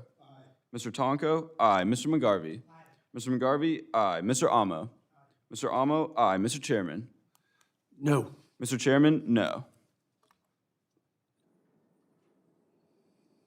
Anybody want to change their vote? If not, call the roll. Mr. Chair, on the vote, there were 14 ayes and 20 noes. Noes have it. Amendment's not agreed to. Committee will now vote on the amendment offered by Mr. Panetta from California. Clerk, please redesignate the amendment. Amendment number 5, offered by Mr. Panetta. Please call the roll. Mr. Norman? Mr. Norman, no. Mr. McClintock? Mr. McClintock, no. Mr. Grothman? Mr. Grothman, no. Mr. Smucker? Mr. Smucker, no. Mr. Carter? Mr. Carter, no. Mr. Klein? Mr. Klein, no. Mr. Bergman? Mr. Bergman, no. Mr. Roy? Mr. Roy? Mr. Stutzman? Mr. Stutzman, no. Mr. Moore of Utah? Mr. Moore of Utah, no. Mr. Estes? Mr. Estes, no. Mr. Burkeen? Mr. Burkeen, no. Mr. Obernolte? Mr. Obernolte, no. Mr. Carey? Mr. Carey, no. Mr. Edwards? Mr. Edwards, no. Mr. Clyde? Mr. Clyde, no. Ms. Houchin? Ms. Houchin, no. Mr. McDowell? Mr. McDowell, no. Mr. Gill? Mr. Gill, no. Mr. Moore of North Carolina? Mr. Moore of North Carolina, no. Mr. Boyle? Mr. Boyle, aye. Mr. Doggett? Mr. Doggett, aye. Mr. Scott? Mr. Scott, aye. Mr. Peters? Mr. Peters, aye. Mr. Panetta? Mr. Panetta, aye. Ms. Watson-Coleman? Ms. Watson-Coleman, aye. Ms. Plaskett? Ms. Plaskett? Ms. Escobar? Ms. Escobar? Ms. Omar? Ms. Omar, aye. Ms. Ballant? Ms. Ballant, aye. Ms. Capter? Ms. Capter, aye. Ms. Jayapal? Ms. Jayapal, aye. Ms. Chu? Ms. Chu, aye. Mr. Tonko? Mr. Tonko, aye. Mr. McGarvey? Mr. McGarvey, aye. Mr. Amo? Mr. Amo, aye. Mr. Chairman? No. Mr. Chairman, no. Are there any members who want to change their vote? If not, clerk, please report. Mr. Chairman, on the vote, there were 14 ayes and 20 noes. The noes have it. The amendment's not agreed to. The committee will now move to vote on the amendment offered by Ms. Ballant. The clerk will redesignate the amendment. Amendment number 8, considered 6th, offered by Ms. Ballant. Please call the roll. Mr. Norman? No. Mr. Norman, no. Mr. McClintock? Mr. McClintock, no. Mr. Grothman? No. Mr. Grothman, no. Mr. Smucker? Mr. Smucker, no. Mr. Carter? No. Mr. Carter, no. Mr. Klein? Mr. Klein, no. Mr. Bergman? Mr. Bergman, no. Mr. Roy? Mr. Roy? Mr. Stutzman? Mr. Stutzman, no. Mr. Moore of Utah? Mr. Moore of Utah, no. Mr. Estes? Mr. Estes, no. Mr. Burkeen? Mr. Burkeen, no. Mr. Obernolte? Mr. Obernolte, no. Mr. Carey? Mr. Carey, no. Mr. Edwards? Mr. Edwards, no. Mr. Clyde? Mr. Clyde, no. Ms. Houchin? Ms. Houchin, no. Mr. McDowell? Mr. McDowell, no. Mr. Gill? Mr. Gill, no. Mr. Moore of North Carolina? Mr. Moore of North Carolina, no. Mr. Boyle? Mr. Boyle, aye. Mr. Doggett? Mr. Doggett, aye. Mr. Scott? Mr. Scott, aye. Mr. Peters? Mr. Peters, aye. Mr. Panetta? Mr. Panetta, aye. Ms. Watson-Coleman? Ms. Watson-Coleman, aye. Ms. Plaskett? Ms. Plaskett? Ms. Escobar? Ms. Escobar? Ms. Omar? Ms. Omar, aye. Ms. Ballant? Ms. Ballant, aye. Ms. Capter? Ms. Capter, aye. Ms. Jayapal? Ms. Jayapal, aye. Ms. Chu? Ms. Chu, aye. Mr. Tonko? Mr. Tonko, aye. Mr. McGarvey? Mr. McGarvey, aye. Mr. Amo? Mr. Amo, aye. Mr. Chairman? No. Mr. Chairman, no. Any member want to change their votes? If not, clerk, please report. Mr. Chairman, on the vote, there were 14 ayes and 20 noes. The noes have it. The amendment's not agreed to. The committee will now vote on the amendment offered by Ms. Watson-Coleman. The clerk will now redesignate the amendment. Amendment number 6, considered 7th, offered by Ms. Watson-Coleman. Please call the roll. Mr. Norman? No. Mr. Norman, no. Mr. McClintock? No. Mr. McClintock, no. Mr. Grothman? No. Mr. Grothman, no. Mr. Smucker? Mr. Smucker, no. Mr. Carter? No. Mr. Carter, no. Mr. Klein? No. Mr. Klein, no. Mr. Bergman? No. Mr. Bergman, no. Mr. Roy? Mr. Roy? Mr. Stutzman? No. Mr. Stutzman, no. Mr. Moore of Utah? Mr. Moore of Utah, no. Mr. Estes? No. Mr. Estes, no. Mr. Burkeen? Mr. Burkeen, no. Mr. Obernolte? Mr. Obernolte, no. Mr. Carey? Mr. Carey, no. Mr. Edwards? Mr. Edwards, no. Mr. Clyde? Mr. Clyde, no. Ms. Houchin? Ms. Houchin, no. Mr. McDowell? Mr. McDowell, no. Mr. Gill? Mr. Gill, no. Mr. Moore of North Carolina? Mr. Moore of North Carolina, no. Mr. Boyle? Mr. Boyle, aye. Mr. Doggett? Mr. Doggett, aye. Mr. Scott? Mr. Scott, aye. Mr. Peters? Mr. Peters, aye. Mr. Panetta? Mr. Panetta, aye. Ms. Watson-Coleman? Ms. Watson-Coleman, aye. Ms. Plaskett? Ms. Plaskett? Ms. Escobar? Ms. Escobar? Ms. Omar? Ms. Omar, aye. Ms. Ballant? Ms. Ballant, aye. Ms. Capter? Ms. Capter, aye. Ms. Jayapal? Ms. Jayapal, aye. Ms. Chu? Ms. Chu, aye. Mr. Tonko? Mr. Tonko, aye. Mr. McGarvey? Mr. McGarvey, aye. Mr. Amo? Mr. Amo, aye. Mr. Chairman? No. Mr. Chairman, no. Any member wish to change their vote? If not, please report out. Mr. Chairman, on the vote, there were 14 ayes and 20 noes. The noes have it. The amendment's not agreed to, and the committee will now vote on the amendment offered by Ms. Omar, and the clerk will redesignate the amendment. Amendment number 7, considered 8th, offered by Ms. Omar. Clerk, please call the roll. Mr. Norman? Mr. Norman, no. Mr. McClintock? Mr. McClintock, no. Mr. Grothman? Mr. Grothman, no. Mr. Smucker? Mr. Smucker, no. Mr. Carter? Mr. Carter, no. Mr. Klein? Mr. Klein, no. Mr. Bergman? Mr. Bergman, no. Mr. Roy? Mr. Roy? Mr. Stutzman? Mr. Stutzman, no. Mr. Moore of Utah? Mr. Moore of Utah, no. Mr. Estes? Mr. Estes, no. Mr. Burkeen? Mr. Burkeen, no. Mr. Obernolte? Mr. Obernolte, no. Mr. Carey? Mr. Carey, no. Mr. Edwards? Mr. Edwards, no. Mr. Clyde? Mr. Clyde, no. Ms. Houchin? Ms. Houchin, no. Mr. McDowell? Mr. McDowell, no. Mr. Gill? Mr. Gill, no. Mr. Moore of North Carolina? Mr. Moore of North Carolina, no. Mr. Boyle? Mr. Boyle, aye. Mr. Doggett? Mr. Doggett, aye. Mr. Scott? Mr. Scott, aye. Mr. Peters? Mr. Peters, aye. Mr. Panetta? Mr. Panetta, aye. Ms. Watson-Coleman? Ms. Watson-Coleman, aye. Ms. Plaskett? Ms. Plaskett? Ms. Escobar? Ms. Escobar? Ms. Omar? Ms. Omar, aye. Ms. Ballant? Ms. Ballant, aye. Ms. Capter? Ms. Capter, aye. Ms. Jayapal? Ms. Jayapal, aye. Ms. Chu? Ms. Chu, aye. Mr. Tonko? Mr. Tonko, aye. Mr. McGarvey? Mr. McGarvey, aye. Mr. Amo? Mr. Amo, aye. Mr. Chairman? No. Mr. Chairman, no. Anyone wish to change their votes? If not, clerk, please report. Mr. Chairman, on the vote, there were 14 ayes and 20 noes. The noes have it. The amendment's not agreed to. Committee will now vote on the amendment offered by Ms. Capter. The clerk will redesignate the amendment. Amendment number 9, offered by Ms. Capter. Please call the roll. Mr. Norman? No. Mr. Norman, no. Mr. McClintock? No. Mr. McClintock, no. Mr. Grothman? Mr. Grothman, no. Mr. Smucker? Mr. Smucker, no. Mr. Carter? No. Mr. Carter, no. Mr. Klein? No. Mr. Klein, no. Mr. Bergman? No. Mr. Bergman, no. Mr. Roy? Mr. Roy? Mr. Stutzman? Mr. Stutzman? No. Mr. Stutzman, no. Mr. Moore of Utah? Mr. Moore of Utah, no. Mr. Estes? Mr. Estes, no. Mr. Burkeen? Mr. Burkeen, no. Mr. Obernolte? Mr. Obernolte, no. Mr. Carey? Mr. Carey, no. Mr. Edwards? Mr. Edwards, no. Mr. Clyde? Mr. Clyde, no. Ms. Houchin? Ms. Houchin, no. Mr. McDowell? Mr. McDowell, no. Mr. Gill? Mr. Gill, no. Mr. Moore of North Carolina? Mr. Moore of North Carolina, no. Mr. Boyle? Aye. Mr. Boyle, aye. Mr. Doggett? Aye. Mr. Doggett, aye. Mr. Scott? Mr. Scott, aye. Mr. Peters? Mr. Peters, aye. Mr. Panetta? Mr. Panetta, aye. Ms. Watson-Coleman? Ms. Watson-Coleman, aye. Ms. Plaskett? Ms. Plaskett? Ms. Escobar? Ms. Escobar? Ms. Omar? Ms. Omar, aye. Ms. Ballant? Ms. Ballant, aye. Ms. Capter? Ms. Capter, aye. Ms. Jayapal? Ms. Jayapal, aye. Ms. Chu? Ms. Chu, aye. Mr. Tonko? Mr. Tonko, aye. Mr. McGarvey? Mr. McGarvey, aye. Mr. Amo? Mr. Amo, aye. Mr. Chairman? Chairs no. Mr. Chairman, no. Anyone want to change their vote? Clerk, please report. Mr. Chairman, on the vote, there were 14 ayes and 20 noes. The noes have it. The amendment's not agreed to. The committee will now vote on the amendment offered by Ms. Jayapal. The clerk will redesignate the amendment.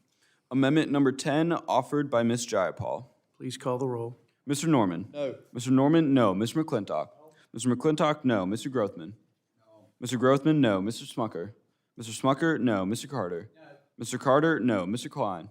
No. Mr. Klein, no. Mr. Bergman? No. Mr. Bergman, no. Mr. Roy? Mr. Roy?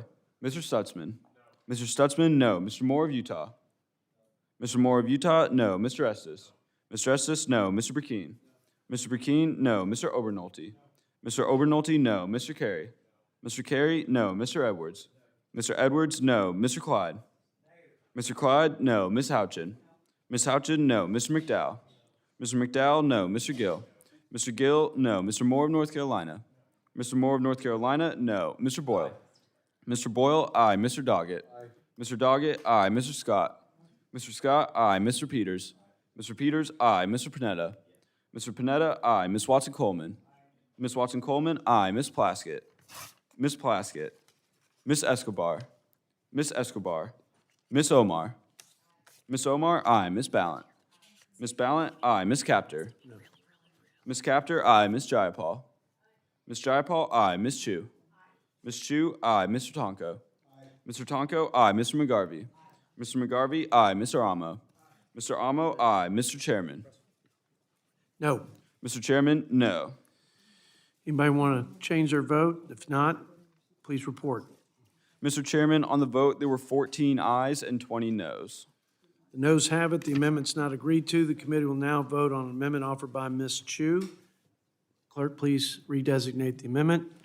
Amendment number 11, offered by Ms. Chu. Call the roll. Mr. Norman? No. Mr. Norman, no. Mr. McClintock? No. Mr. McClintock, no. Mr. Grothman? No. Mr. Grothman, no. Mr. Smucker? Mr. Smucker, no. Mr. Carter? No. Mr. Carter, no. Mr. Klein? No. Mr. Klein, no. Mr. Bergman? No. Mr. Bergman, no. Mr. Roy? Mr. Roy? Mr. Stutzman? No. Mr. Stutzman, no. Mr. Moore of Utah? Mr. Moore of Utah, no. Mr. Estes? Mr. Estes, no. Mr. Burkeen? No. Mr. Burkeen, no. Mr. Obernolte? Mr. Obernolte, no. Mr. Carey? No. Mr. Carey, no. Mr. Edwards? No. Mr. Edwards, no. Mr. Clyde? Mr. Clyde, no. Ms. Houchin? Ms. Houchin, no. Mr. McDowell? Mr. McDowell, no. Mr. Gill? Mr. Gill, no. Mr. Moore of North Carolina? Mr. Moore of North Carolina, no. Mr. Boyle? Aye. Mr. Boyle, aye. Mr. Doggett?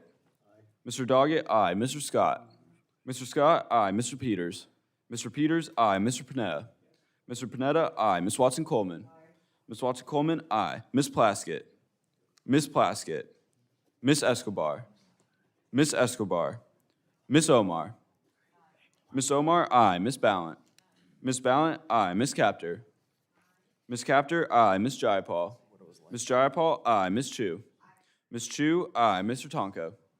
Mr. Tonko, aye. Mr. McGarvey? Mr. McGarvey, aye. Mr. Amo.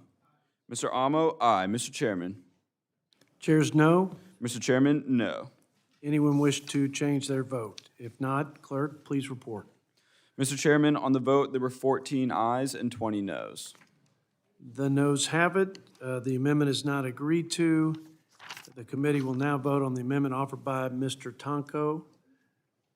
And the clerk will redesignate the amendment and call the roll. Amendment number 12, offered by Mr. Tonko. Mr. Norman? No. Mr. Norman? No. Mr. McClintock? Mr. McClintock? No. Mr. Grothman?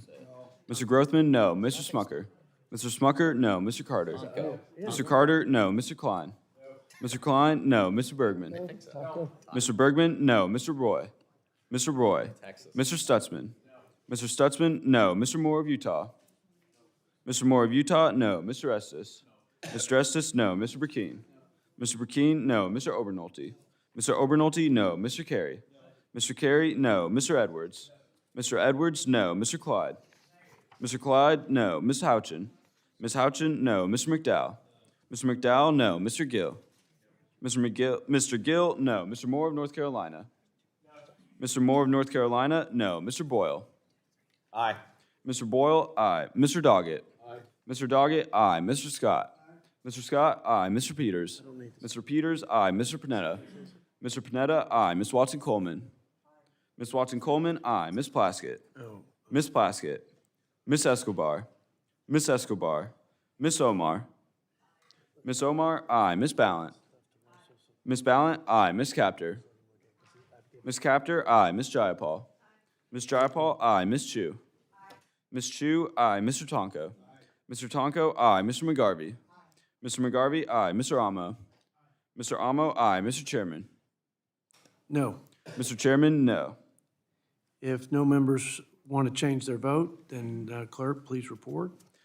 On the vote, there were 14 ayes and 20 noes. The noes have it. The amendment is not agreed to. The committee will now vote on the amendment offered by my friend, Mr. Garvey. The clerk will now redesignate the amendment. Amendment number 13, offered by Mr. McGarvey. Please call the roll. Mr. Norman? No. Mr. Norman, no. Mr. McClintock? Mr. McClintock, no. Mr. Grothman? Mr. Grothman, no. Mr. Smucker? Mr. Smucker, no. Mr. Carter? Mr. Carter, no. Mr. Klein? Mr. Klein, no. Mr. Bergman? Mr. Bergman, no. Mr. Roy? Mr. Roy? Mr. Stutzman? Mr. Stutzman, no. Mr. Moore of Utah? Mr. Moore of Utah, no. Mr. Estes? Mr. Estes, no. Mr. Burkeen? Mr. Burkeen, no. Mr. Obernolte? Mr. Obernolte, no. Mr. Carey? Mr. Carey, no. Mr. Edwards? Mr. Edwards, no. Mr. Clyde? Mr. Clyde, no. Ms. Houchin? Ms. Houchin, no. Mr. McDowell? Mr. McDowell, no. Mr. Gill? Mr. Gill, no. Mr. Moore of North Carolina? Mr. Moore of North Carolina, no. Mr. Boyle? Aye. Mr. Boyle, aye. Mr. Doggett? Mr. Doggett, aye. Mr. Scott? Mr. Scott, aye. Mr. Peters? Mr. Peters, aye. Mr. Panetta? Mr. Panetta, aye. Ms. Watson-Coleman? Ms. Watson-Coleman, aye. Ms. Plaskett? Ms. Plaskett? Ms. Escobar? Ms. Escobar? Ms. Omar? Ms. Omar, aye. Ms. Ballant? Ms. Ballant, aye. Ms. Capter? Ms. Capter, aye. Ms. Jayapal?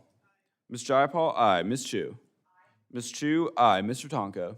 Mr. Tonko, aye. Mr. McGarvey? Mr. McGarvey, aye. Mr. Amo? Mr. Amo, aye. Mr. Chairman? No. Mr. Chairman, no. Anyone wish to change their vote? If not, clerk, please report. Mr. Chairman, on the vote, there were 14 ayes and 20 noes. The noes have it. The amendment's not agreed to. The committee will now vote on the amendment offered by Mr. Amo.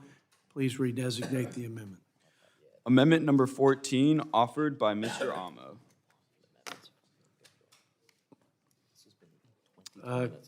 Call the roll, please. Mr. Norman? No. Mr. Norman, no. Mr. McClintock? Mr. McClintock, no. Mr. Grothman? Mr. Grothman, no. Mr. Smucker? Mr. Smucker, no. Mr. Carter? Mr. Carter, no. Mr. Klein? Mr. Klein, no. Mr. Bergman? Mr. Bergman, no. Mr. Roy? Mr. Roy? Mr. Stutzman? Mr. Stutzman, no. Mr. Moore of Utah? Mr. Moore of Utah, no. Mr. Estes? Mr. Estes, no. Mr. Burkeen? Mr. Burkeen, no. Mr. Obernolte? Mr. Obernolte, no. Mr. Carey? Mr. Carey, no. Mr. Edwards? Mr. Edwards, no. Mr. Clyde? Mr. Clyde, no. Ms. Houchin? Ms. Houchin, no. Mr. McDowell? Mr. McDowell, no. Mr. Gill? Mr. Gill, no. Mr. Moore of North Carolina? Mr. Moore of North Carolina, no. Mr. Boyle? Aye. Mr. Boyle, aye. Mr. Doggett? Mr. Doggett, aye. Mr. Scott? Mr. Scott, aye. Mr. Peters? Mr. Peters, aye. Mr. Panetta? Mr. Panetta, aye. Ms. Watson-Coleman? Ms. Watson-Coleman, aye. Ms. Plaskett? Ms. Plaskett? Ms. Escobar? Ms. Escobar? Ms. Omar? Ms. Omar, aye. Ms. Ballant? Ms. Ballant, aye. Ms. Capter? Ms. Capter, aye. Ms. Jayapal? Ms. Jayapal, aye. Ms. Chu? Ms. Chu, aye. Mr. Tonko? Mr. Tonko, aye. Mr. McGarvey? Mr. McGarvey, aye. Mr. Amo? Mr. Amo, aye. Mr. Chairman?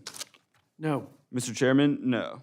Any member wish to change their vote? If not, clerk, please report.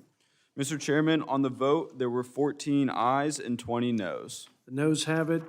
The amendment is not agreed to. And since there are no further amendments, I recognize the Vice Chairman, Mr. Smucker from Pennsylvania.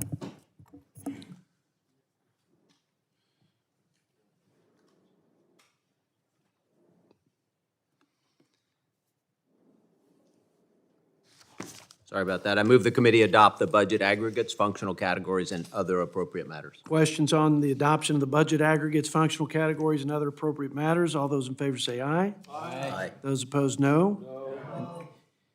In the opinion of the chair, the ayes have it.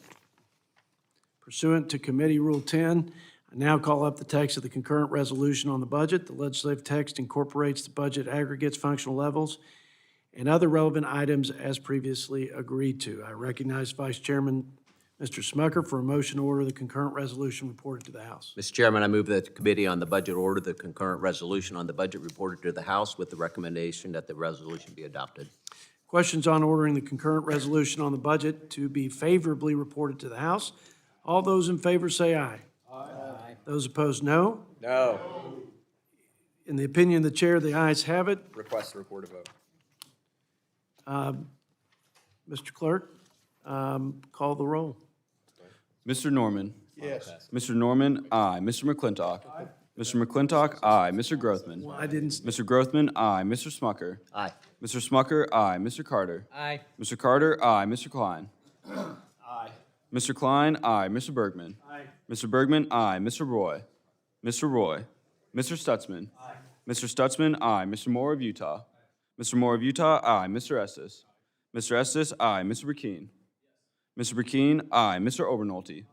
Mr. Obernolte, aye. Mr. Carey? Mr. Carey, aye. Mr. Edwards? Mr. Edwards, aye. Mr. Clyde?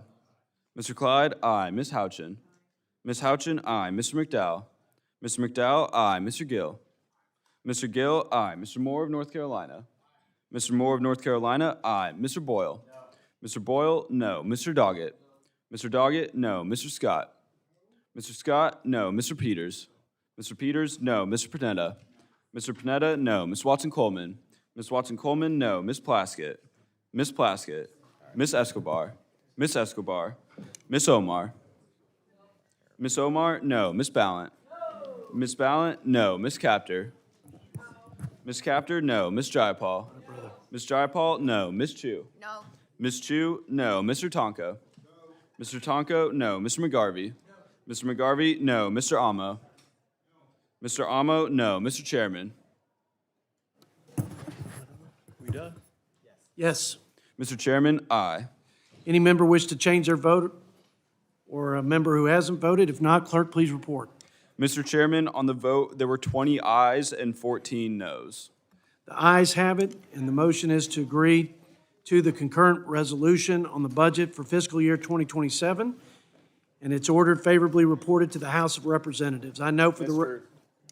Mr. Chairman, I asked for the requisite, can you hear me? I asked for the requisite number of days to submit minority views. The request is granted.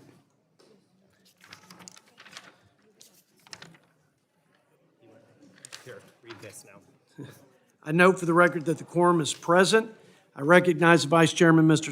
Smucker of Pennsylvania.